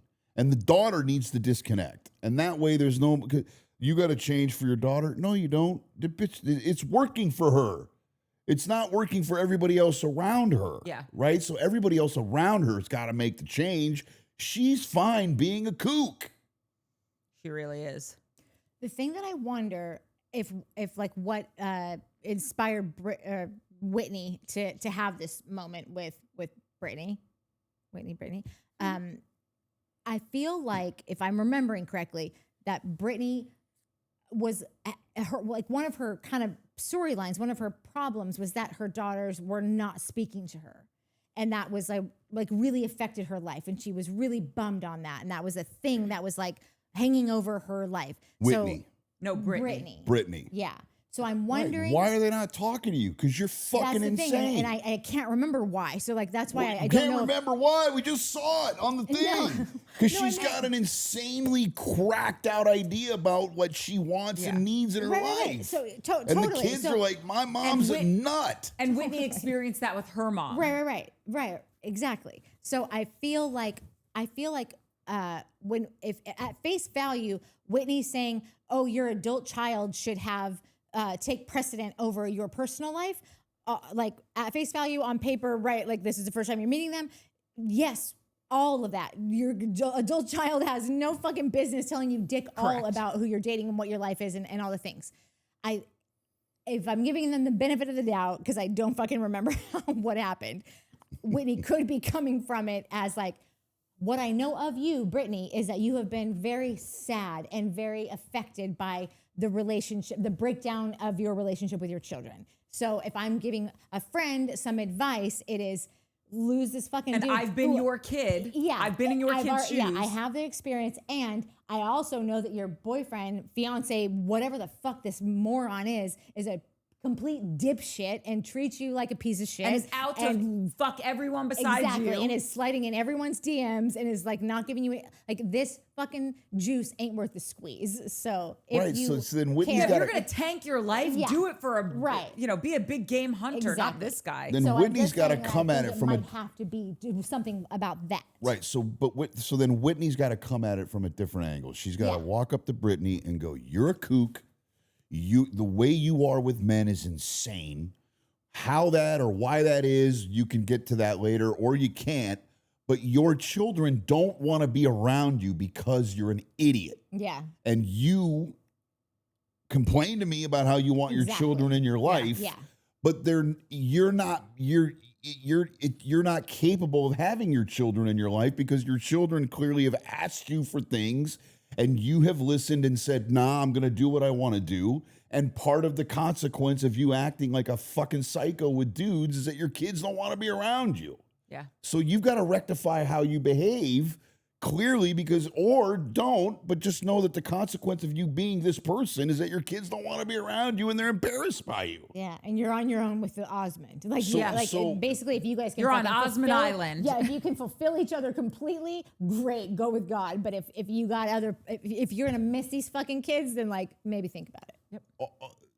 Mormons in general they have to be just aghast when they watch this show because this is one of the only examples in America of how Mormons are. Well, no, right? the other one's even worse. The Secret Lives of Mormon or Wives. the sister wives and all that shit. Yeah. No. A TLC or there's a new one. It's called The Secret Lives of Mormon Wives. And it started with this whole sex scandal because all of these Mormon couples were swinging because I happen to believe a lot of the husbands are gay. And also maybe they married at 14 years old and now they realize like, wow, I'm not really attracted to this girl, or like I'm not attracted to this guy. Also, maybe I want to get in bed with that person. repression of sexuality in the Mormon church, like all that shit. Yes. Like, all that shit, tough guy. But there's no way Mormons are like watching this show going, man, this is exactly who we want to be. Like, this is exactly No what we want way. to put out there. Of in course the not. world. They're definitely not. But I think they have more of a bone to pick with the Secret Lives of Mormon Wives. And are these women excommunicated? Are they all excommunicated from the Mormon no, church? Lisa is a practicing Mormon. Which is hilarious because she owns a fucking tequila company. Right, and you're not allowed to drink. So in remember the we talked thing. last week about like Correct. how like is, No I think caffeine, it's no like alcohol. what are you contributing? If you've got more money, you get more treats, you get more leniency. Where if you're broke and you fuck up, then you're fucking kicked out on your ass. Like I think it's a money. Literally, Heather did nothing wrong except her husband wanted to divorce her, and they're like, "You whore!" Yeah, exactly. And Lisa's like, "Vida tequila." Yeah. But like I'm maybe here that's at the why Christ of Latter-day Saints Church, and they're like, "Welcome, we have a seat for you." Yeah, It's yeah. very odd. While we're talking about it, Carrie Peacock, one of our faves, she said, so I grew up Mormon, lived it all the way for 30 plus years, no longer identify as such. However, most of these women are not actively living by Mormon standards. There's no drinking and there's no coffee or tea. I do not particularly like Heather, but I get where she's coming from. She lived the religion to a T, did all of the right things, served a mission and married in the temple, and then it still didn't work out for her. I think her husband was terrible and seemed like he used the religious rules to control or judge and belittle her. I don't think she wants back in the religion, but also it was such a huge part of her life that it still comes up a lot. It's hard to relearn a new identity as an adult when you have never known anything else because your whole identity is doing what you should do by church standards. She's a type that is a rule follower and she didn't pick and choose with the religion. She was all in until she was out. Lisa, on the other hand, is a type that just picks and chooses and lives in her own world. Like you guys said, she converted to Mormonism. But I doubt she ever lived it like Heather did. So she just follows whatever rules she fancies, not many, and then calls herself a Mormon. There's also some interesting Mormon culture specific to Utah because it's so predominant there. That makes it different than the actual religion. I've been in it, I've been out of it, and I even went to BYU, but I hated it and Utah. Carrie Peacock. Thank you, Carrie Thank Peacock. you, I was Carrie. going to read that. Okay, That hold on was a such a second. good That's a one. fantastic comment. That's Yeah. why we read our comments. I'm telling Right. you, I mean, there's some that's fucking that's a geniuses phenomenally in this group. thoughtful Yeah. comment. Yeah. We have a phenomenally thoughtful Carrie Peacock, people walking. McFix. Like, that is I a- almost that want to is- fucking Truth for read Peace. McFix again just so he can, because you inspired it. Like, I'm going to read McFix That's a before we really leave thoughtful again. comment. That's a person who like sat down and really thought with it. It wasn't like, hey, fuck this dude. Like No, it's like a that's the real majority of the it's like a comments, yeah. thoughtful comment. Yeah. So I still ain't gonna read them, but I appreciate what's her name? Carrie Carrie Peacock. Peacock. Carrie Peacock. That's Yeah. that's good shit. Yeah, we Yeah. love Carrie. That's good shit. And yeah, it's got to be really, really hard to live one certain way and to have everything ingrained in you and drilled into you. On top of the fact that if you don't do this, God will kill you. Right? You've got that whole thing, and you lived 30 years of your fucking life, or however old Carrie Peacock is, and to change or to move out of that, or to like. It's sort of like my mother lived in Omaha with her sister for 50 years or 65 years.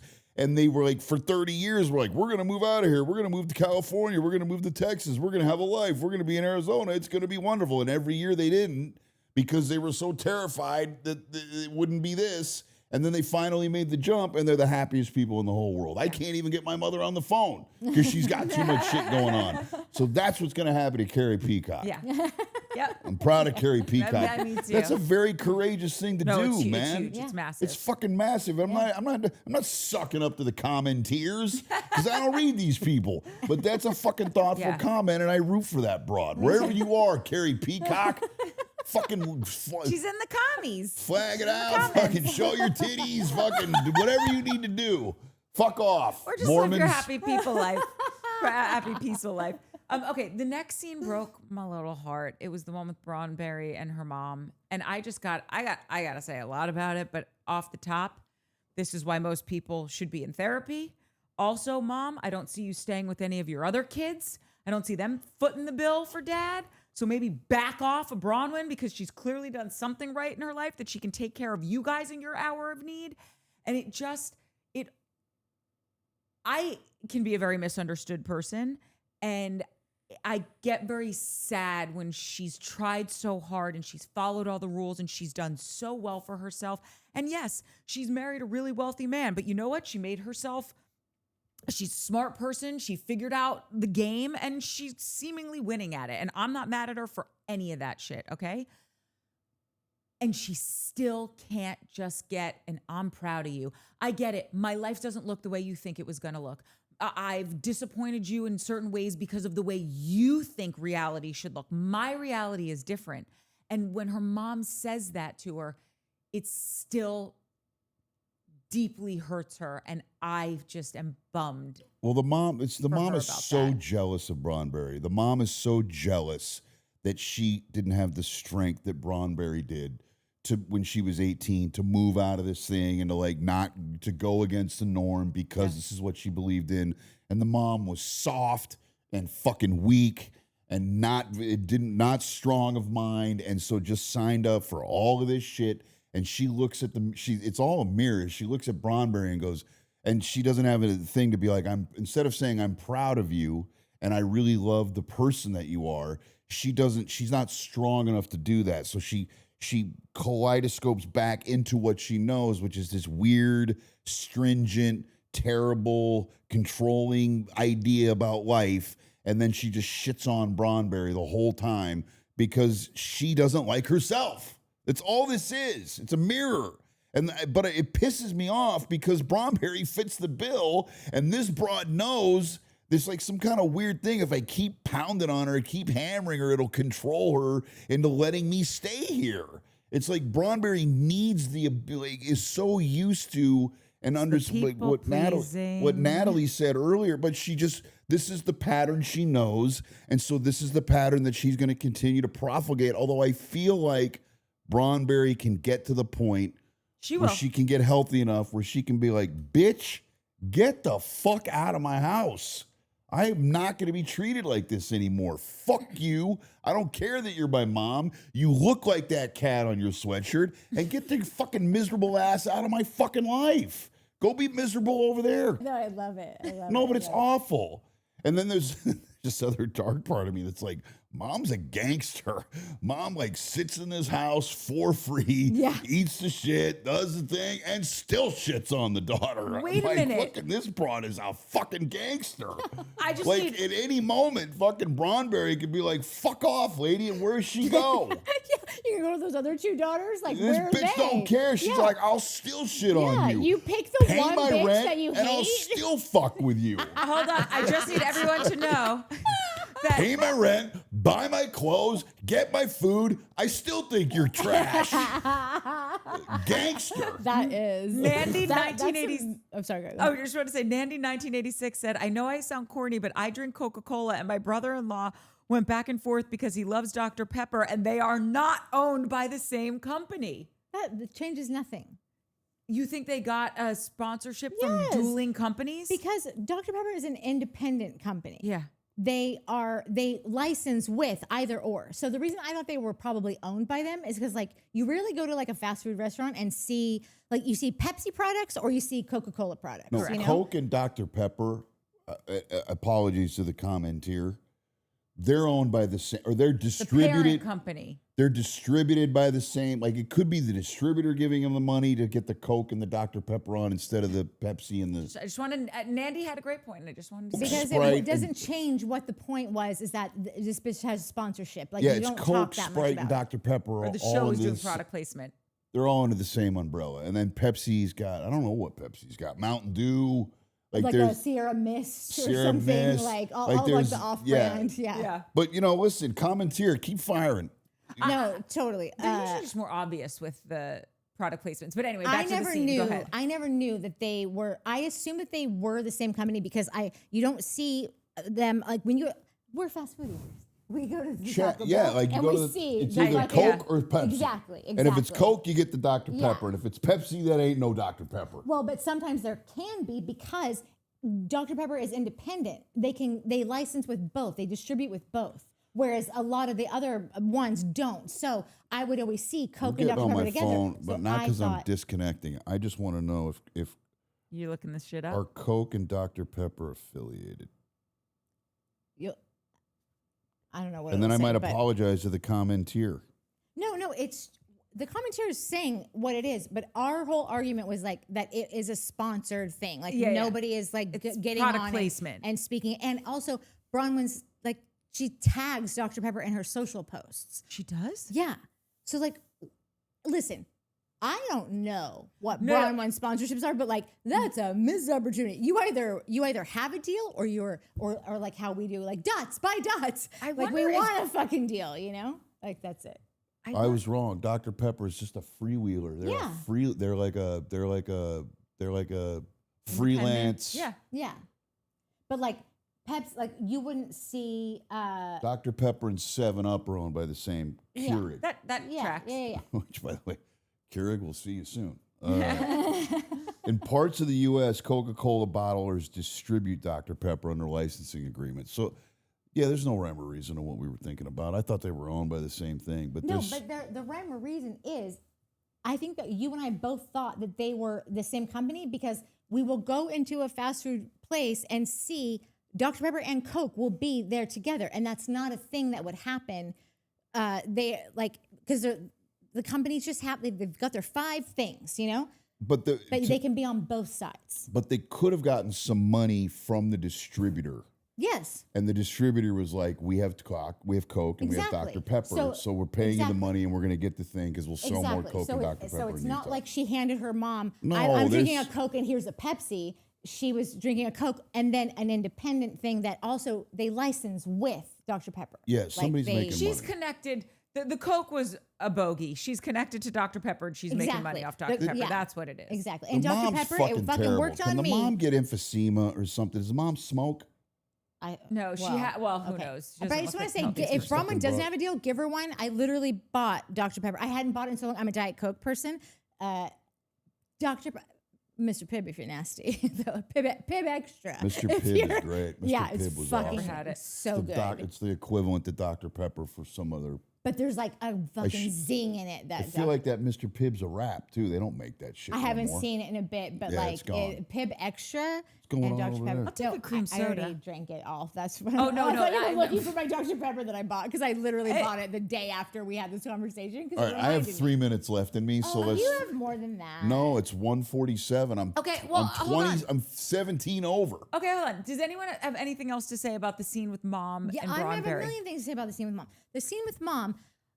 What's so weird is that last week, and I'm not like I said it last week. Yo, hold on a second. I know I'm interrupting you. It's fine. Braunberry needs to cut the tie with her mother and throw her the fuck out of the house. The mother is it's almost like borderline emotionally abusive. No, it is emotionally abusive. And Braunberry needs to cut the tie and throw the mom out so that Braunberry can take care of Braunberry. Correct. And the idea that she didn't buy her daughter a fucking present is so gross. It's horrible. And you know what? Didn't I'm out throw on her this a broad. shower. Doesn't matter what this old fuck does. I'm out on her, and I hope that they fucking throw this broad out on the street. You didn't buy your one granddaughter a present because the mom's not acting the way that you want her to. Like, go fuck yourself, lady. You deserve to be alone and rotting in an apartment alone, fucking mumbling to yourself. The fact that Bronwyn is so good to her and she was so awful to her is... No, but Braunberry, you got to take care of yourself. I don't know if you listen to this shit, but it's time. You fucking have sowed this. You've sowed the soil. You've toiled. You fucking have carried. You've done the thing. You've been the good daughter.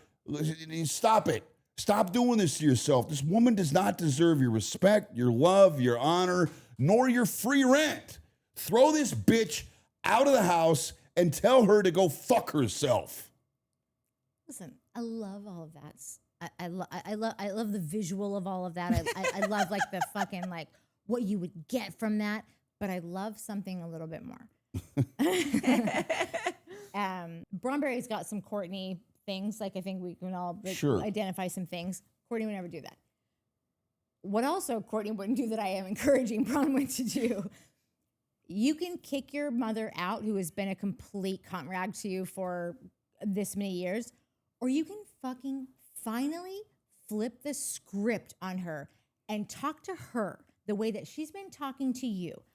Oh, how's your brain tumor? How's your husband that has all like these are horrible things. I'm not really recommending this. I'm just saying if you really want to like get rub fucking salt revenge, in the open wound. You know? Like this fucking whole thing is fascinating to me. This is one of the things I think you will appreciate why Housewives is fascinating, why life is fascinating. This bitch is what? I mean, she's got to be late 60s, early 70s at least, you know? Like, I'm just... I think late 60s because Bronwyn's 37. Okay. Ish. Well, she fucking looks like she's in her 80s. So. The broad looks 88. Yeah. I hope that broad gets emphysema tomorrow. When I heard that shit about not getting the granddaughter a present, she deserves pain. She deserves a fucking... By the way, she has. She fucking... The husband and the fucking forgot about you. And you know what? He did forget about you. And you want to know why? He forgot about you first because he didn't want to fucking think about you for another minute. He was like... He was celebrating his dementia because he's like, thank God I'm going to forget about you. Wow, you really hate her. No, listen. I do, man. That's what I'm saying. No, I really, I listen, dislike her so strongly. On this, like, just fucking let him burn, let him feel it. And I wish that Bronwyn would just fucking take her power back and remind her mother, like, of these, like, treat her like she's been treated. Remind her of, like, the missteps and the disappointments and the, like, and just let it be like a regular part of conversation. Let it be like a part of, like, can I get a soda? I guess. Well, I'm just gonna pay your AT&T bill while I'm at it. Yeah, what are you doing? Like, you just sitting around being miserable again? Yeah. So this is the fucking. I crazy don't like part. that broad. No, I know I heard that shit about the granddaughter. I was fucking that livid. was the fucking kicker. By the way, she bought her other grandchild front a of her. present in front of her. And That made is her come with her. diabolical. That is diabolical. yeah, no, it's fucking evil. And so it's fucking crazy. And so that, we like, now know that she's been treating her like this her whole life. It's not like this shit's come up because she's feeling stressed or because she ain't got nowhere to go or because her fucking husband was thrilled he was going to forget about her. None of that. This broad's just an evil fucking asshole. How does a woman that has lived this long, that has had the life experience, not just the longevity, but like the specific life experience, she's had does she have a brain tumor or does she still have it? Is it gone? I think it's gone. Okay. So she went through a fucking cancer scare. Her husband has had Alzheimer's for 10 years. She's lost her life partner. What do you know? Mike's back. I can't leave these guys alone for 3 seconds without having them forget that the video switcher turned off for 15 minutes and they don't have any video. They only have audio. So you'll be enjoying audio for the next 15 minutes. And when that's over, yours truly will be popping in for some comments. How does a woman like that not learn the lessons of life? You have not learned to let go of the things that do not serve you. Lead with love. Forget the little shit. Grateful for the moments that you still have left. I'm going to empty my soul into this child who fucking is clearly dying for my acceptance, will do anything, and it's just taking care of me. But and she knows that and is like uses it against her and just won't give it to her. And she's the super Mormon, right? So this is what you become if you're a Mormon. If you follow the Mormon traditions and you fucking commit to the church. Yes. Like this is the poster for Mormonism. When everyone else learns all the life lessons by that age, like my dad at this age was just like, come one, come all. I'm so happy to have you. You know? I know. How do you get this far and you still like, it's just lost on you. It's fucking insane. Yeah, it's insane. My dad was dying of emphysema. They were like, you need a heart and lung transplant. He's like, fucking great. And he's like, it all starts to come into fruition. He's like, yo, I want to hang out with you. Yes. You know what I mean? Exactly. Like, and I'm shaving him and it's like a bad movie. And he's like, I don't know why I ever fucking tortured you. Like all this shit, like all the come to Jesus moment. Right? Aren't you supposed to be coming to Jesus and you're the Mormon church 40 years ago? Yep. Where is all that? Where's any of the tenets? Where's any of the fucking diatribes? Where's any of the ideology? That's what you got, Mormons? That's what you make? But it was the same. That's what you create? It's crazy. Reform! But it's the same thing with Mary's mom. Mary's mom was about to meet her maker, and she didn't have any miraculous. I'm telling you, with overly religious sex, you get fucked coming and going. Yeah. It's like, I'm Mary right now. I'm confused. I'm gonna stay confused and I'm gonna leave confused. The math doesn't math on any of it because you are taking to the grave the one shit that I've followed enough of a religion to know that it's like, it's love. That's all you're taking with you. The only person that's judging is not you or entity or whatever, if you believe in religion. Yeah. So to sit there and be so angry and still want to chastise her It's for what so you think is a gross. mistake, and you live in the house with that quote unquote mistake. That is your granddaughter. I don't think she's a mistake. I think her granddaughter seems like a sweet, beautiful child. Yeah. I'm just saying, like, this is what you're still calling this a mistake. This is an 18-year-old person Who's What? walking out the door The to get some door. dick. And they were like, we're going bowling. I know. Which was crazy because it's like they live in the house. Are they not allowed to fuck at the house? They're probably not allowed to fuck in the house. Wait, so they're is going Bronwyn- bowling. but I don't feel like Bronwyn's the person that says like you cannot have sex. Like you invite, like you have your. She's 18. I'm You stay setting in the house. rules, you know.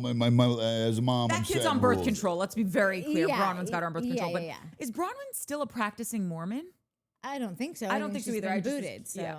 But she still might not want them having sex under her roof, or see, I don't. or maybe maybe the guy could. He could have been like, we don't do that in here. No, and that's great. So Bron Berry's husband is not a people pleaser. At all. We've learned that. 2-part question, and then I'm out of here. I didn't mean to like hang that over your heads like some kind of a threat, You but did, but go ahead. but it's real. It's a fact. Does this awful fucking piece of shit treat Bron Berry this way in front of the old We man? don't know. We've never seen it yet.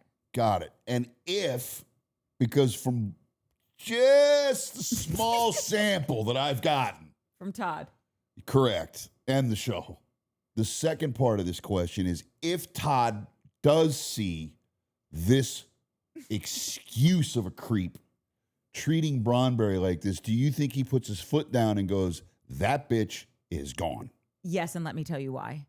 Because in the scene when they were at lunch, when she was ordering her first Dr. Pepper, she said to Todd, I know you didn't want to do this, but basically you did it because I asked. And I'm sure it's because Todd is like, they treat you like a piece of shit on the bottom of their shoe. And I don't think they deserve it, but you are my wife and you're asking. And this is their hour of need, which I guess is now your hour of need. And I will say yes. I That's my guarantee theory. you, if Todd's, is this the first time we've seen the mom? Yes, this season. No, second time. No, this season. No, I mean, like, Oh, this season, yeah. Yeah. Never, Like never Todd seen is it. going to watch this and it's a wrap and for he mom. does ride for Bronwyn. No, he's going to step in and go, Bron Berry, I love you. You don't know what's best for you in this moment. That bitch is leaving my home. And she can go to your two perfect Mormon sisters' houses. And by the way, I'll pay for her an apartment. I don't want that fucking cancer near you because it's bad for your mental health. That's so happy right now. I don't give a shit that it's your mom. She's ignore. she's a devil. And Todd will throw that bitch out the second he sees her. Yeah, he should. He should. He should. Listen, at the very least, what Todd should do is realize that he carries some fucking traits that mother does. And I hope that he sees this and has a silent moment because that motherfucker ain't coming to camera and admitting. No, anything. No, but but Todd's silent- not have a Todd's silent not moment. evil. He's Todd not just evil. he's but controlling He's got some shit, and because I he's hope, learned that's what he's supposed to do. He's a Mormon, and also I don't know if See, Todd's I don't Mormon. know if Todd's Mormon. okay, but older men date younger women because, and I dated a 18, 19-year-old girl when I was 33. I mean, it was No, but that's young. it was the first time Yeah. I was like, I'm gonna catch a beating here. Like she was full of light. She was going to college. She was like up in the club mix. I was like club No, I czar. did that same thing when I was 20. I had a 35-year-old boyfriend, and it was one of the most integral relationships of my life. Great. And so this thing was amazing. But what happened for me is that this was the relationship where I learned that this doesn't work. Meaning, I'm older, she's younger, and I would be like, no, you don't want to do that with your life. No, you don't want to do that. No, you shouldn't do that. Believe me, I know this is what's best for you. This whole dynamic, Yes. right? And then what happens is they rebel and they leave because they should, right? Because they're like, wait a minute, this guy's telling me I can't do this, can't do that. And I was only doing that is because I was terrified, scared shitless. That's what Todd does with Bron Berry. It's not evil. It's not It's evil. just he hasn't at 70. He hasn't learned that one doesn't work, right? Because you're like, oh, I'm actually being of service to my girlfriend, and I'm charting her down these because I could very well be right. Like this decision could be very, very bad for her, so I'm asking her to make this other decision. But if I'm controlling the thing, then I'm controlling when she leaves, when she doesn't leave. It's a false way to create security for a man who is still insecure. Yes. And that's what Todd is. Yes. But Todd's also on it. And Todd will get this brought out And of her Todd life. has had growth from last season to this Yes, season. but I think that this can be a further, even more Agreed. a growing experience for him. Agreed. I think that Todd will see this, and like we talked about last week, where I was like, he just like every 5 beats seems to have a little dig that just kind of keeps her down. And when the mom actually says, this is the thing that I actually, if there's anything to respect about the mom, and I don't even think it's respectable because Zero. I don't.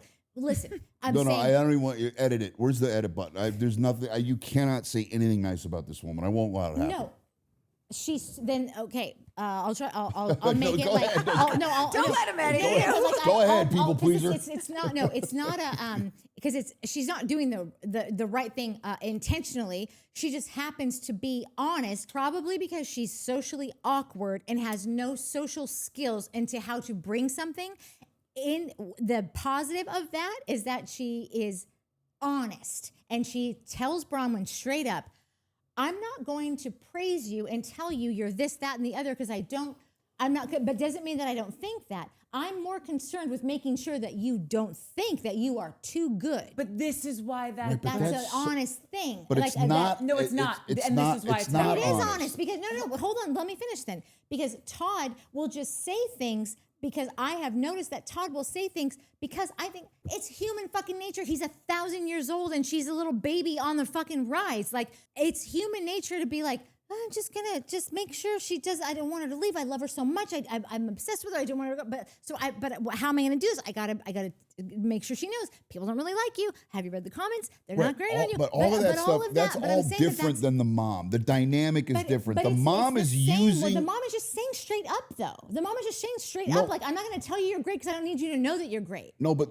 what's fucked up is that the mom uses truth to hurt her. It's like she's doing that to in a barbaric way. She's using the truth in a barbaric She's way weaponized it. and weaponized the truth to hurt Bronberry. There's no other reason for that woman to say that shit other than she wants to hurt her. Agreed. But having someone do it and then not explain why they're doing it leaves the person that it's happening to wonder about it and why. Maybe I don't, nobody really does like me. Maybe everyone does hate me. Maybe I'm not that great. Maybe I can't survive on my own.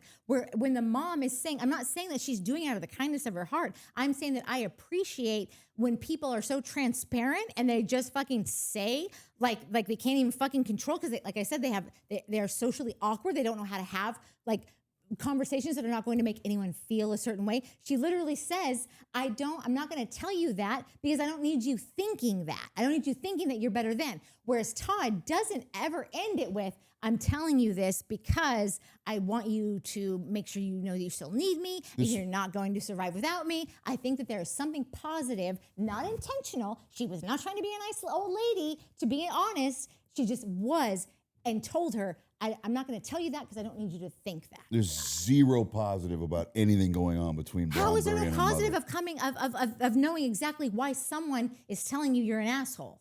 Because it's your mother, and because this is exactly you should not be treating your daughter this way. You should everything about not. your daughter should be to raise her up or Of to make her course. believe in herself. Yes. The fucking truth bombs are she's a barbarian. I just want to point one thing I'm out. going to really call quick. her the barbarian. You from can. now I just on. want to point one thing out, and then I have to ask you that question, then you can go. Her mother, Yes. she doubles and triples down on this behavior and saying this stuff to Bronwyn because she has built her entire life and dug her heels in so deeply to this is how you have to live. This is the story that she has embedded her entire existence into. And if she looks up and out and around to see, holy shit, not only did I get it wrong, Yeah. but I have tortured my child.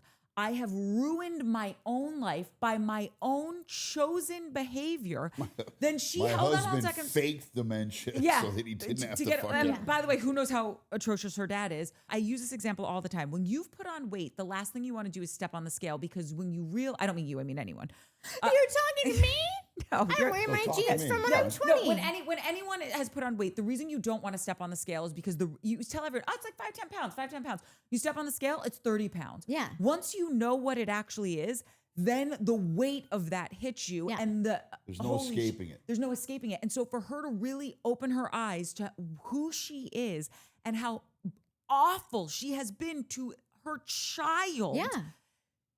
And I'm not saying that you don't get this. I just wanted to bring this up The about her. scale is a barbarian. It's its own barbarian. I've been on the scale. It's Hold on. barbaric. No, she could never and will never do it because it will cause the same break that a narcissist Yeah, would have yeah. to this woman because she would realize, oh my God, I have been a complete monster.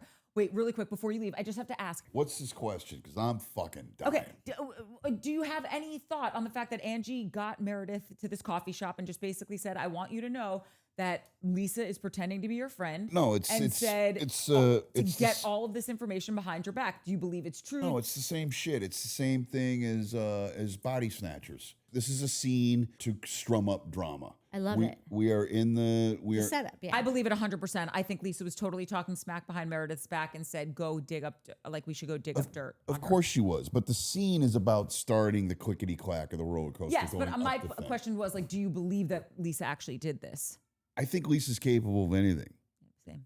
Shannon Falls says, welcome to the team, Shani Poo. And then someone else that I fucking can't find it said, get this dude a fidget spinner and make him stay. Yeah. I fucking, what are you talking love about, you. man? I'm fucking 40 minutes over, for Oh, Christ's sake. you went so By hard. the way, and this was the shitty episode. Bye, Shane. Love ya. Why is this not on? You turned it back on. When I did. Did you see it red on? I could have sworn because then I turned back around and looked at you. Oh my God. We finished this episode and then we looked at the thingy that shows the red light. I don't know Well, it if you should be read showing the red light. The red light that's blinking. It wasn't blinking. Thank God we made it through 96% of Yep. it, but like there's about 18 minutes that good stuff. Yeah, good stuff, man. It was brilliant stuff. I don't think I'll ever be able to replicate it. And then Shane is gone now, and so we can't just like do a quick redo. So anyhow, we rustled up a replacement. I don't know if you know this guy. Yeah. You guys are pretty quick at booking around here. We had a great booker. Well, when you're Mini sleeping with the Poppins. talent, they show up pretty quick. Mike's never seen an episode in his life, but Well, I saw clips from Next Gen NYC. They would show clips of Salt Lake City. oh, okay, Yeah. So I've seen clips. yeah. I know who Meredith is, and I know who Seth. Seth is. Meredith is doing something for me this season. There's a quiet luxury about her this season or something. Like she doesn't say much, she doesn't do much, but like, She's asleep this season. She's in a well, coma. I think she's on a little Xanax maybe. Yeah. I don't know. Has she ever not been? Is Brooks on this show too? He's got his own show. He has bobbed in and bobbed, but not in this season. He's Yeah, not this busy season. He's moving Not on this to bigger season. and better. He's busy creative directing. Yeah, that's I'm right. like learning his new sewing machine. He's a creative director, an entrepreneur, an investor, a designer, Social media influencer. social media influencer, And So probably he's- now and a so CEO. And so he's seamstress. busy. Yeah, yeah. He wasn't then, but homeboy taught him how to seamstress. Yeah. That was nice. I love Shy. You know what I'm realizing? I have the audio from the entire thing we lost. Oh, so I guess you could play So that. I on- might do like a screen of like, yeah, like that fucking old school TV. Yeah, I might do something so you can at least hear that last bit of like the. It was good 'cause stuff. There It was good was stuff like a in there. fucking argument about like, what does this mother bring, and Yes. and what does she not bring, and why she will never Yeah. come to and be like, I have seen the light. Why she won't change, even with like you were saying, Yeah. how have you been through all of this stuff and you're still the same person? Because if she actually does recognize who she is, Yeah. her brain will break just like Exactly. the narcissist will. Wow, we have come full circle No, on we this really app. have. Natalie Tallulah, of which I just love that name, said, I want Mary's confused line on a t-shirt. I'm confused and I'm going to stay confused and I'm going to leave confused. And she says she loves you guys and I love you. And also if you find a t-shirt that says that, please let me know where to buy it because it's one of the greatest housewife lines of all time. Yeah, no, and if Tamara had her hand on these lines, she would She show would up next already- week in a hat. Yeah. And we'd have a tote bag, the whole Yeah. line. Also, Oh, yeah. a tattoo and hello. Yeah, Correct. She's one of our Britishes. Okay. Sharon Dope, another great handle, said, I think you all are crushing it. Thank you.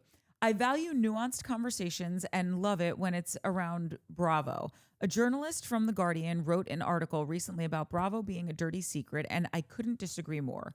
There's a wealth of interesting, intelligent, and thoughtful conversations and lots of laughter to be had. I appreciate you all. Thanks for all the work it takes. And thank Shane for being here. I'm 5 years. Oh, I wanted to read this one too. I know, and I forgot to. We'll send this to him. And thanks, Shane, for being here. I'm 5 years sober. Congratulations from Booze and Pills. I love a sober person being a part of the conversation. For this specific season, I think it's so important and awesome to have his voice because he can speak directly to what it's like to not be sober, to go through a process, to become sober, now to be sober however many years, almost 13 years, I think, in January.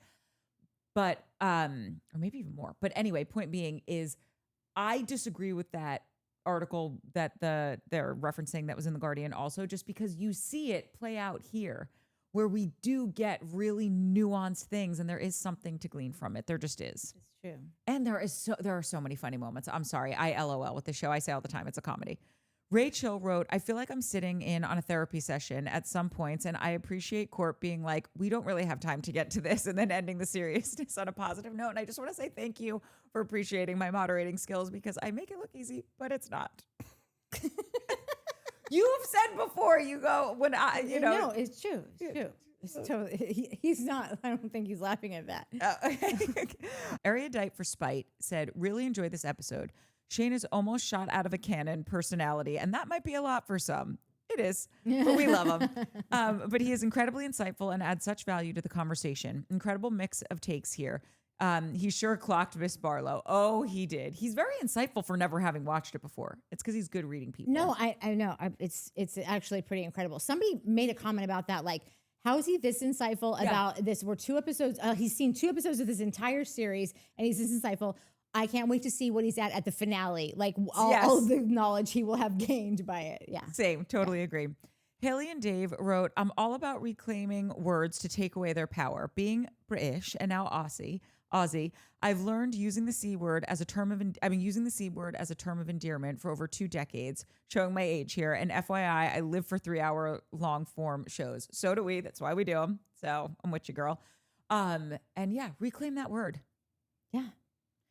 My friend Jake, who is staying at my house, he's British, and he told me the other day that growing up, his dad used to call him a thieving cunt, and I think that is amazing. So now that's what I call him. I'm reclaiming my time. Yeah. Wait, did he like to steal stuff as a little? Sometimes he would take some money, some poundies out of his dad's wallet. And be like, you thieving Who didn't do that? Yeah. Serious. I didn't do that. You never did? No. Oh my God. If I gave my hand on $5, I was like, yes. Don't even leave that little corner sticking Yeah, out, exactly. bro. My grandfather was always It's basically like you. That's like saying, no, here, Yeah, you can here take you that. go. Go get some pizza. Here's some money. No, and my grandfather was always giving cash out to everyone. Like, if you were with me, if you were my friends and we went out to lunch with like my grandfather, he'd be like, all right, here, kids, after lunch, here, 20 for you, 20 for you, 20 for you. Like, we're not going anywhere. He's like, you'll need it. Keep it in your wallet. My grandfather died. Mine too. Drunk driver. Thanks, Court. Go ahead with your next Cancer comment. for mine. Yeah. Well, if you were with my grandfather, you would have paid away your grief and bought your grief. We had to steal our money. The best way we knew how. Yeah. Please, sir, may I have another? All right. See, aren't you glad you came in for the commies? Okay, McFix said, love you guys. We love you so much. McFix, I wanted to read your comment again for when Shane was here, but he's a fucking, he like slimes out. Like, and you can't even catch him. It's like, you can't. It's not because he's moving that fast. No, I'm gonna redo this over next week. We're gonna go another fucking third try, 3 times as Read the charm. comments up front. That's exactly I right. did like 5 at least, maybe 8, as many as I could. She wrote, love Angie's relationship with her dad, all the feels. I'd watch a show of those two just talking about his life or him finding love or something. Same. Can we please get him, like, give him a full season? Love that Shane gave you guys your flowers. We love anytime anyone gives us our flowers. Nandy, 1986, wrote, Lisa knows a friend that knows a friend that knows the person that works with these famous people to allow her to get in. On Watch What Happens Live, she literally made it seemed like she met that boy band because they stood in front of her at a concert and sang. And it just brings me so much joy when other people are clocking the ridiculousness, because it's like you got caught in the lie and you couldn't just say, Okay, that's a stretch. And that's why we like Bronwyn, and that's why Lisa gets on our nerves. Yeah. A Mandy J wrote, I loved your take on Lisa and how she's just the event planner. It reminded me of the British TV comedy, Absolutely Fabulous. And I don't know if you've ever seen Ab Fab, but as soon as you said that, I'm like, oh my God, it is Ab Fab. And that's all I have. I'm filling in. Should I do like? Yeah. And No, you just gotta like, sit up here and be like, yeah. You're really going to have to project. These fucking guys. Wait, was her name Bronnerberry? Bronberry. Bronberry and Boneberry. Slain Slannery. Yeah. And Body Snatcher, I think, is the other one. Wait, is this one I just thought was funny, and I don't even know who this person is. Is there a Heather on this show? Yes. Yes. Fishing Gal, who can we just do a shout out to Fishing Gal? Yes. Like, Round of applause Seriously. for Fishing Gal. Fishing Gal is never Doing- phoning it in. put No, do you want to in know what work. she's doing now? She's over at Patreon, leaving all of her deepest, darkest, and going, I love it over here. No one's here to fucking rail on me for what I'm about to say right now. And then she'll pop over to YouTube and be like, all smiles.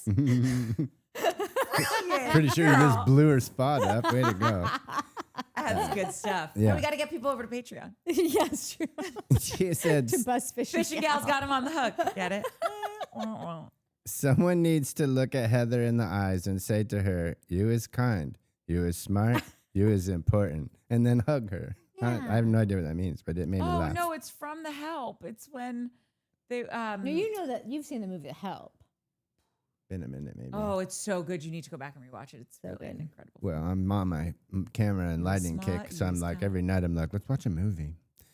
Watch all of you. That's right. Just so we can talk shit about all the lighting people. No, there was A little bit. one movie. Oh, the lighting in all of you is amazing. You're going to love it. It wasn't Watch the it and lighting, text it me. was the camera anyway, so whatever. Shannon Fall, also putting in work. Every time they say Park City, all I hear in my head are the lyrics to Rack City by Tyga with Park that instead of song. Rack. And I just needed to shout that because that song's a freaking classic. I'm the only one generational. that said anything about How old it. are you, Shannon? Do we Oh, know? I think I around don't our know. age. Okay. Not Mike's.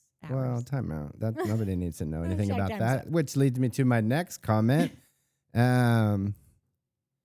Actually, hold Mark on. looks so good for his age. Hold on. I have to do a different one first. All right. My next comment is from Caliste Oh Charmaine. my God. It's Callista Charmaine. She literally said, you and Mike are the only people that have ever said my name right. And well, not Mike anymore. Wow. Some people, Callista, you're probably sitting at home laughing right now, being like, "Oh, that's funny. He's going to read the comment where he references how," and it's such a. Anyways, that was for you. I can go to my next comment That wasn't now a good joke. by Calista Charmaine. Ladies, I'm sorry, but the aging talk is too much for women in their early 30s. Wow, they got you fooled.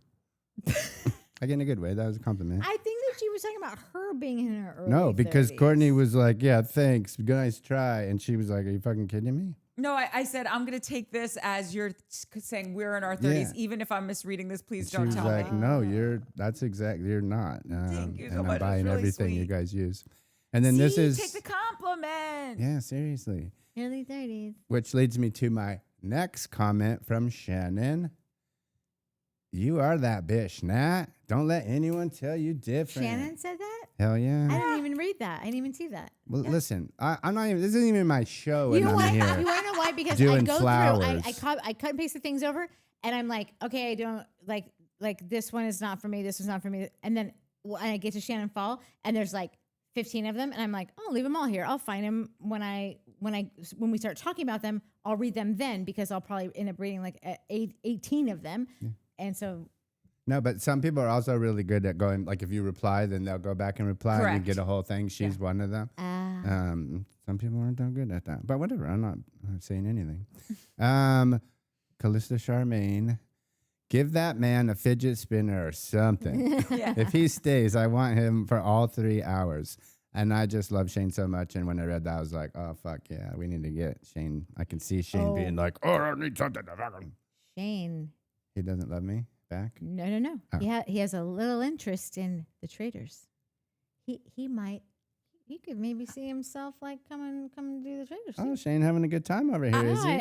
I need to tell you something. You know how I told you guys? I go, he volunteered. Yeah. I didn't ask him. Yeah. This is my exhibit A, Your Honor. This is the same thing. You can see he's starting to think.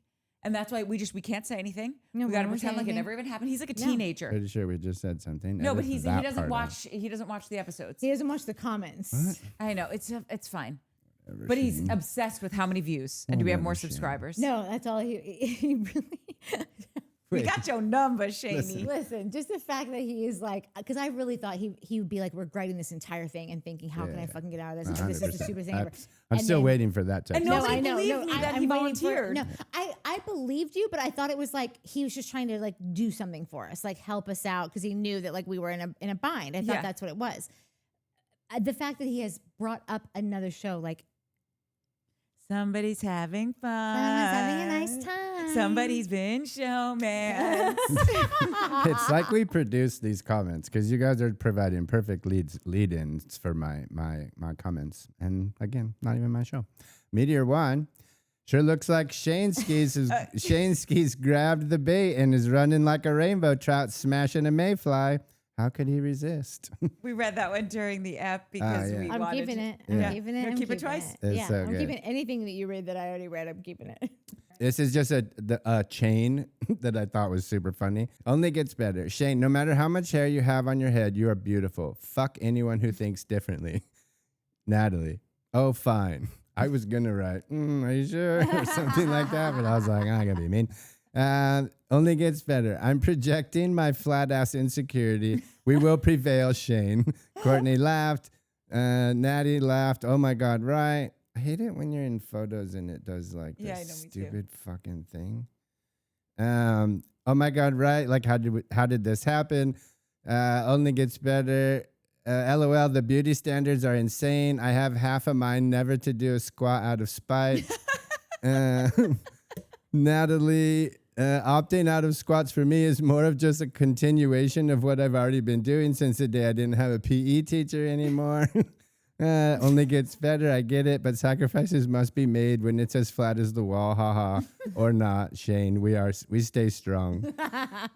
And then you're a fucking fist with the peach, Oh dude. my God! Wait, I just did that. Yeah, I'm gonna dude. do a split screen. So funny. So Do fucking you want funny. a three-way screen? Can you do that? I can do whatever I Obviously. want. Whoa. Yeah. Well, what I was going to say People love the split screen. I'm earlier. just saying. And they're But gonna really love the nobody- tri-screen. Get weird up in this bitch. Oh, this is just a shout out to Deborah Lashley.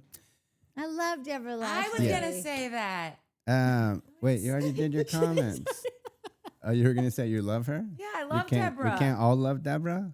We Yeah, can all okay, love well, Deborah. Natalie sometimes hogs. This the is like the love. freaking Bachelor here. You can love as many people as you want. Hug the love. Yeah, you say no. Mick fixes mine, or you say. Oh, Listen, what? not gonna lie, you kind of hog people. You took Nettie from me. You're like, oh, you're getting you're getting too much I Nettie. literally did not even. I left. We can't Nettie even. alone. Every time a truth I'm like, can I even read this comment, you or am I wanna- going to oh, get are in you trouble? gonna leave No, I that? mean like actually. Are you gonna leave Actually, that? am I saying am I allowed to even read this in my head while I see it? Sometimes I just skip them and heart them, and I'm like, You oh, that'll should. get so As mad. you should. Yeah. Because you want to be surprised. I need first reactions feuds. to You truth. do read truths very beautifully. I'm not Yeah, gonna lie. do, do, do, do. And Jeanette Allen and Hello. McFix. Deborah Lashley. On the way. I know how she felt when she was triggered and was finally over every single thing. I just ended a friendship I've had since 1963 because she said one final hateful comment to me. I felt like my brain was going to explode. I will never talk to her again. I'm very sad about it, but I had to save my sanity. And we say to you, fucking well done. Deborah, I responded to that comment. I don't know if you saw it. Yes, girl, you take your peace and you walk in the direction of your happiness, okay? I don't negotiate with terrorists. I'm not fucking doing this bullshit of like putting up with your bad behavior. I'm out. I'm out. I so back you. No, I replied to, and just one day will come where you're like, I felt so nice the last few months, and that will be the day that it clicks that you're like, I made the right decision. That's So exactly right. good for you.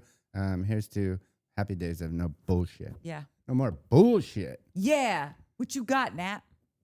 Woo! Save it. Sorry. He's so psyched. Beth Taylor says, so excited. Been waiting for this recap. You guys rock, and I still love Shane. I was trying to read all of Shane's, like, just to let him know, like, because I feel like Shane is in his head being like, am I helping? Am I hurting? And At first, he was real nervous. yeah, He's like, I'm as going he to should have tank been it. off at first, but I wasn't people came nervous. back. No, listen, I was nervous not because of shame, because I'm always nervous, because I'm always like, are we doing it all right? Are we doing everything that we can and all the things? But, 100% that. But I got to shout out to, I think, Dark Horse, because like still here, right? Is like, yo, not my cup of tea. Sorry, ladies. I'm tapping out on this. But like, I'm doing Orange County. Fucking the rest of the shows that she hasn't left, right? Or he or whatever. So like, that's how you do it. Like, we all love Shane. That's why Shane's here. And most people like Shane. We'll find something that Shane will say something that you'll be like, oh my God, I needed to hear that for the last 95 years of my life. I've been waiting to hear that. And then never know what'll happen. tomorrow he'll say something where you're like, oh, fucking hell, no, you did not just say that. So that's why he's good. I trim so Showcasting. much Yeah, of Shane. You don't totally. even know. I'm coddling you all. You don't even know. I'm doing the Lord's work over here. But listen, if people are going to bounce because of Shane, then like, Wait, can I just tell you what I think is so funny? On now, like, because obviously we have 2 shows going right now, Orange County and Salt Lake. And I think some people don't realize, like, you're doing Orange County and Oh, yeah, Shane's doing definitely. Salt Oh, Lake. yeah. So every time they see you on Orange County, it's like 51st dates. Like they're like, Mike's back. And which it's like, I'll Mike take it. never- Not fucking great for me. I'm No, like, it's oh, so- people really like me. People love you, which They I don't. love. They just Which we forgot all that I knew wasn't here was last gonna week. happen. But I I just think don't. that's an amnesia. I just don't think people realize, like, he didn't go anywhere. just Mike's doesn't- always been doing Orange County and never been doing Salt. Which No, like, he just never seen a single episode of Salt Lake, and Shane is putting in the work and watching Salt Lake. He's never seen it before either, and he's watching it, and Mike has never seen it. So do you want someone here who's at least watched it? Like, you gotta find some, like, no matter how much you hate Shane, like, you gotta find some value in, like, the dude is doing the work for you, free. for free, and might be back for traders. I'm doing Orange County work now. No, Yeah, you no, are. you're You slaying are. at Orange County No, now. totally. No, I I'll just say always think it's so something else. funny when people are like, "Oh my god, God, I've been Kevin, holding my breath." He's Mike's resurrected back." from the dead. No, but for conversely, the lady on Salt Lake that was like, I'm glad Mark got replaced. Who said that? Oh, somebody did. By the way, I need to go away for some time. I want to see if anyone gives a shit if I'm gone or I'm you're telling gone. you, No one will dude, care. No, it's because we're the tried and true, and so nobody will ever appreciate us. No, when Everyone our audience appreciates gets you. older, they all will. you guys It's like all day long. you appreciate your You moms guys are when you get older. crazy. Yeah. Oh, she did everything for me, and nobody folds a T-shirt like that, and I just really miss her. No, dude, you want to know what I fucking forgot to say? The positive of Bronwyn's mom, the clear as day positive. I can't speak for everyone, but I think a huge chunk of us are like, my mom's pretty great. Like, My mom is pretty your mom's great. pretty great. Like this mom, that ain't your mom. Hallelujah. Hallelujah. Yeah. Woof dear. Another from Carrie Peacock, because she came on this week and said, okay, just watch this week's episode and the scene with Bromberry and her mother. Wow, wow, wow. So heartbreaking, but extra heartbreaking because I've seen that type of shaming and judgment firsthand, and it's so traumatizing. And to see her mother still defending it, yikes. Listen, I'm not Mormon, but I did marry into a family that was very anti-marrying outside of your race, and that was a fucking 5-year experience of there are parents that were born in other countries and that are brought here and are just trying to fucking keep it going, doing their best to keep it going. And then I feel like it's a similar thing that the Mormon parents have, that like, we've lived this, we've been doing this, our parents were this way, we're trying to bring it along, and every year that goes on, it gets harder and harder. And there is something that, like, as much as I fucking hated my in-laws' parents, But your in-laws' parents. oh, whoops. Well, sure, them too. Oh yeah, I know. I just didn't know how far back it went. Sorry. No, I'm sorry. As much as my in-laws made my life a living hell. Yeah, I remember. Yeah, it was bad news. Like, they are who they are. They've come from something. They were built of something. In a way, like, looking back at it, it didn't take me very long at all. Probably even while I was still in it, it became fairly easy for me to look at them and be like, they know nothing else. They're just trying to bring what their parents brought them and move it along as they believe in their They're hearts. just trying to stay alive and procreate. Like they think that they're doing the right thing. And at some point you hope that they realize that they're not, and live and let live, and Godspeed and all the things. But like, I don't know, like I have a little bit of empathy for like the mom of Bronwyn, who like clearly must believe, like, I have to believe that people don't just fucking decide to be assholes. Like, what she's trying to move along is how she was probably raised and whatever. So doesn't make it right, but like, you just put yourself in their shoes for 5 seconds and like you might be able to see why they do those things. I just have to say, Carrie, knowing now your background and with like spending 30 years in the Mormon religion, I'm so keyed in on all of your comments now because I'm so invested on the lens you're seeing the show through, because it's we don't have this institutional knowledge on what it's like to live this way. Yeah.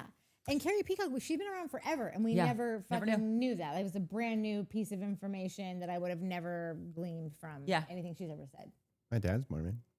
Like, his whole family is hardcore Salt Lake City Mormon. But is your dad still practicing? No, he bounced a while ago. Did he file the paperwork? I don't know, maybe, but my dad's artsy fartsy, so he probably didn't. Yeah. You sent him a painting. Yeah, exactly. Yeah. You'll get it. Yeah. Your dad's the best. He's the fucking best. He's literally the best. Yeah. Kristen is a math nerd, says, the last 2 episodes just prove Lisa is a feckless parvenu. Does anyone know what that means? Well, feckless, yes, but parvenu. I've heard that word before. Let me see. I can't remember what it means. Who said that? Kristen is a math nerd. Oh, well, you're also a word nerd. That's great. And I love nerds, by the way. It's somebody who's suddenly acquired wealth, power, or success, but is not fully accepted by the established elite. Oh, okay. Yeah. Because they don't have any grace, manners, or refinement for their new social standing. Brilliant. Earlier, I called New rich, like a nouveau rich. Nouveau rich. Earlier, I called Lisa a low vibration person, and like, you always think that I always think I know what things mean, but like sometimes you go, oh, I'm gonna be saying this into a camera lens, so I probably should just like double check. It's true. She's low vibes, bad vibes. Yeah. Deborah Lashley says, I'd be afraid that Heather is doing stuff in order to write another book. Ha ha ha. Like, there's something about the way that Heather is saying everything that is like, it always just seems so like out of left field, or like not out of left field. Maybe even the opposite of that. Maybe staged. like very much like she came in here today and like knew she was going to deliver this, and so that would actually make it all make sense. Yeah, She's agreed. like looking for a 3rd book. She's written 2. Her first one was called Bad Mormon. New York Times bestseller. Yeah. Pay for that shit. Yeah. Dark Hours says Shane sounds like he's talking in a men's locker room. That Dark Hours, that's what I was talking about. Yeah. And I was like, oh, Yeah. you don't like them, but you're still here. I Yeah. love that. Stick around. It reminds me when what was it? This locker room talk. Oh, that's grabbing by the pussy. It's locker room talk. Which Wait, I but then someone made a said that meme about says Shane. Locker room cock. Someone said that about Shane. That it sounds like he's. That's what I just Oh, that. Yeah, cool. Good comment. read. Fishing Gal says, I just have to say this. Dr. Pepper is delicious. It is. It's so fucking good. Oh my God. Joe Schmo, I'm 4 minutes in and I hate her too, Shaner. Lee Armstrong says, loved what you said here, Shane. I've got 3 adult kids and you nailed it. You're a cool guy and quite wise. He is. Both of those things. Tis. I need to respond to Joe Schmo's fart question. Oh, yeah, I get back to you on that one.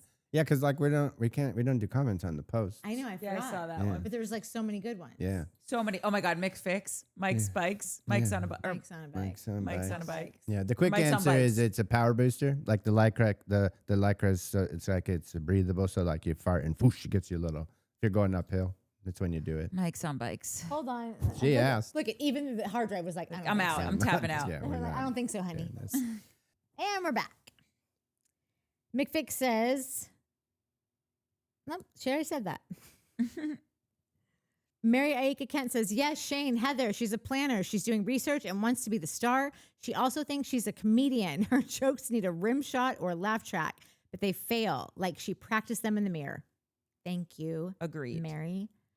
It sucks because she's not genuine. She's trying hard all the time. It's going to look like I totally stole your whole idea, Mary. Maybe I did. Maybe I subconsciously did and read your comment first. Yeah, or totally consciously did. Mm-hmm. Mary GPT. That's funny. Nicole Quinn says, Shane is healing my heart. I read that earlier, but I didn't know who said it. And so I just want to say it was Nicole Quinn. Per usual. Princess Francois says, and I almost wish Shane was here for this because he would light it up. Princess Francois says, y'all, not all viewers hate Lisa Barlow. They come for her every year on this show. How often does she come for them, though? Bronwyn was mad at her all last season just because she wanted Lisa to be her friend. And Bronwyn herself has criminal theft convictions. These ladies all do research on each other and they lie. Remember Heather's black eye?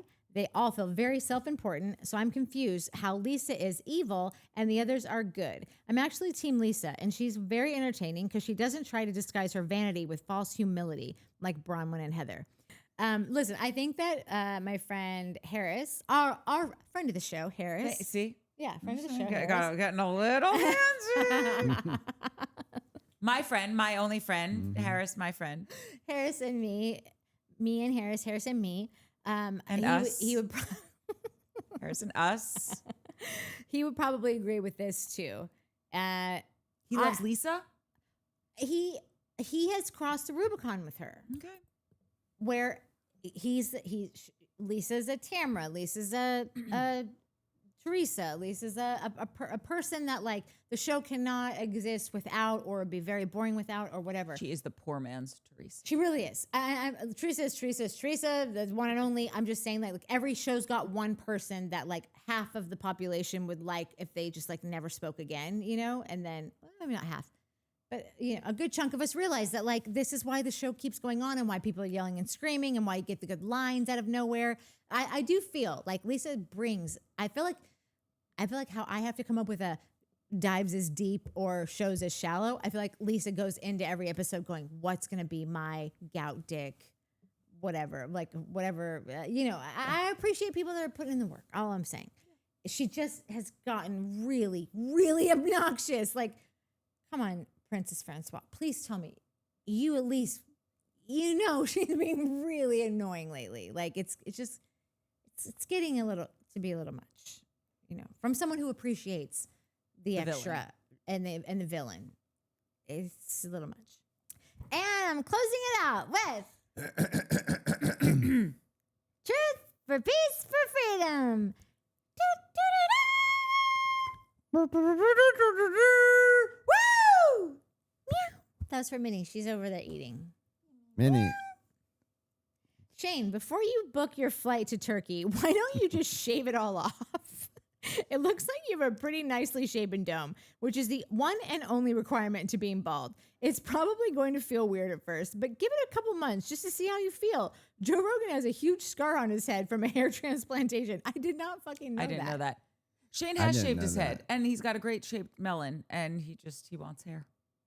No, I get it. Shane had a great head of hair. Yeah. I saw him play with his hair many times when he still had the hair. I've known Shane for many years when he had the hair. And that's why I was trying to encourage him. Don't make it this whole like, oh, I want to feel what it's like to be old. I think I should be okay with. No, if you want hair, get the fucking hair. Yeah, who cares? Like, nobody cares. Yeah, nobody fucking cares. I will be getting a facelift at some point. I know. We all say that. And I've told him, I'm like, it's funny how at one point we were like, no, just accept people for getting their facelifts and for wanting to get plastic surgery. And now it's like, no, just accept people for not wanting to get them. That's where I'm at. I'm literally judging the people who won't get it. Listen. He says it didn't give him his desired hair density and he regrets it. Like Natalie said, Theo Von also had it done and had a positive experience. So what are the chances for regret versus satisfaction? 50-50? Who knows? But I would say to take the hairless path first. It won't cost you anything. You won't experience any pain and it's completely natural. The only annoying thing is that you're going to have to shave every 3 days. Oh, that tracks. That ain't going to happen. Yeah. No. Wait, I was going to say it's probably more than that. But they got the little roller deals now. You just rub it on your head and you're done. I wonder if my brother has that. Couple minute or two. Oh, before you move on to that, If this happens, we're doing a show about it. I don't know if anyone told Shane, but Truth and I, we did a deal. Like we're doing a show about Shane's bald thing if it happens again. Like He went to thing? Turkey. If he shaves his head and like whatever. I read that and I was like, and we'll do a show about it and blah blah blah. And she was like, yeah, fucking. Are we going 100%. to Turkey with him to get it? It depends. I don't know what I don't really I have a friend who's understand doing what's it. happening, but I can't wait till we're in the spot of like, oh, Mary Cosby's opening up her church again. We're all going to the premiere. Shane's getting a hair transplant in Turkey. We're going to Turkey. Like, it's going to be very exciting times. Like, all I want right now is just to go to Charleston and go to By the Way. Do you see these cocktails? Do you see these apps? Yeah, they look amazing. They got apps. I might be if going. you watch Wait, is Beautiful that Girls, Craig they got and- apps. is that Craig and what's his place? Yeah. Yeah. Craig and Doofus's place? Craig and Shep. We should go. Wait, no, not should Shep. just Is it go. Shep or is it what's his name? No, I was just gonna say I don't know because didn't Shep Austin. go on the new dating show? Has he done it yet? Because word on the street is they're both on the dating apps.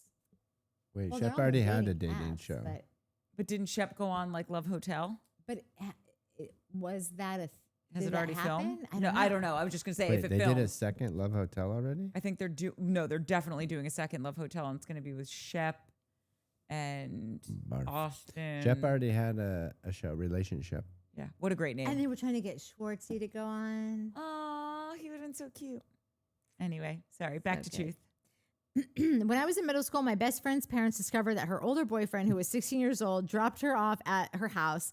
She came from a strict Mormon LDS family. I never saw her again after that incident. They ripped her out of school and refused to let any of her friends talk to her on the phone.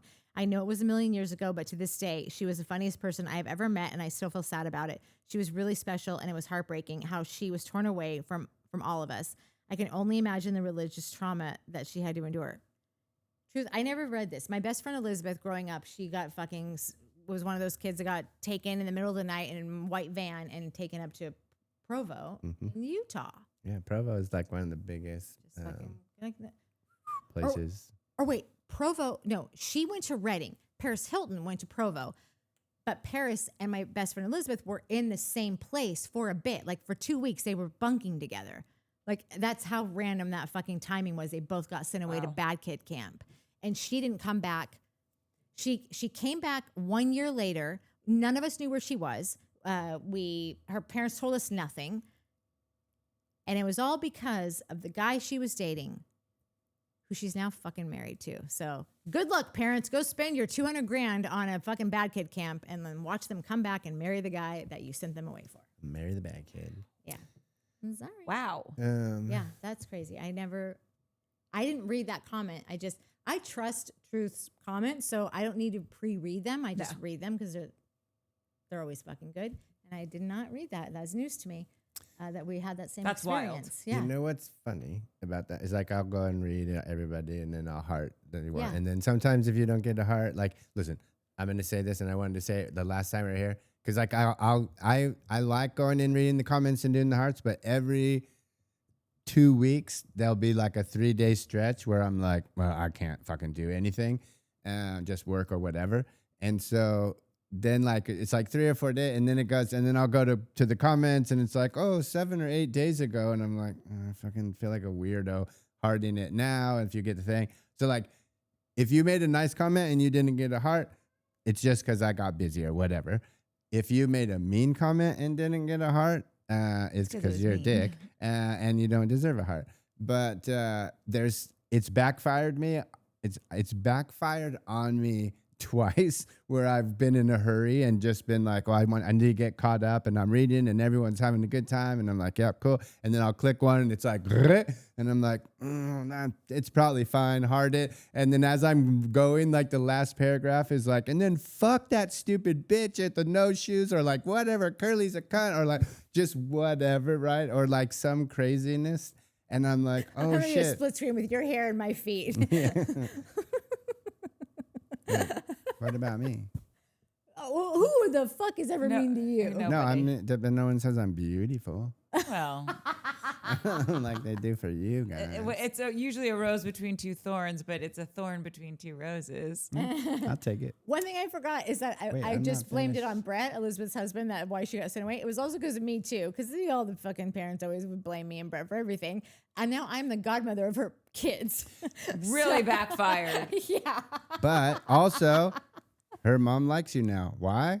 Because of Mike. Oh my God, I forgot. This Oh guy. my God, it's like opposite land with this family. No, They it's, sent her away to get her away from you and Brett. Yeah. She's there. And the person that usually needs the backup from you, Yeah. he's your backup Yeah. right now. Yeah. yeah. But yeah. But what story was I telling before you guys? You were totally saying, and then you'll interrupted me? get to a comment where you're like, oh my God. And then it's like, fuck Curly. Oh and yeah, so it backfires on me. It's only backfired on me a couple times, but Truth, like, cause Truth will do some long ones, and I'm always like I'm gonna never go back backfire. and read this because they're always bangers. But if I need to like get through a bunch of comments, I'm never worried that Harding Truth is not gonna backfire, and someone's Yeah, gonna be no, it like, never backfires. she said this crazy thing. Like she's gonna put something. She's She's gonna gonna go, bury "I'll get something you, wacky sucker." now Yeah. because of that. Yeah, really. You Yeah. probably shouldn't put that in. People are gonna try to trick me now. Yeah. Zan wants to know, is it just her or does Angie look a little like Cher? Like a bad Halloween Cher. And that's not shade to how she looks. I just think Cher, I think she looks like someone trying to look like Cher, but she doesn't look like Cher. Yeah. That's my opinion. We got Well, to see she'd Cher. also like us to do Big Brother. Yeah, me too. Truth, thanks again for everything. I love you. I feel like I've been here for hours. We've been here for I'm just so kidding. many hours. Just kidding. Jeez. No, I know. Listen, I don't know when this is going to come out. We might put Orange County out first, depending on how quickly we get it done. And this might move to Sundays. You know what? As of now, Sundays are for Showmance, but maybe Saturdays are for Showmance. I don't know, because this episode might be done before Sunday. So do I wait till Sunday because Sundays are for Showmance? I think you just put it out. Any day that ends in Y is for Showmance. Okay. I think Not McFix as can catchy. get down with that. Yeah, McFix, New can you get a new phrase. saying for us? Because Sundays I is have for one. Showmance is so good. Life is for showman. Okay, that doesn't have a ring. McFix, can we workshop this? Love you. Bye. Love you, bye. Toodles.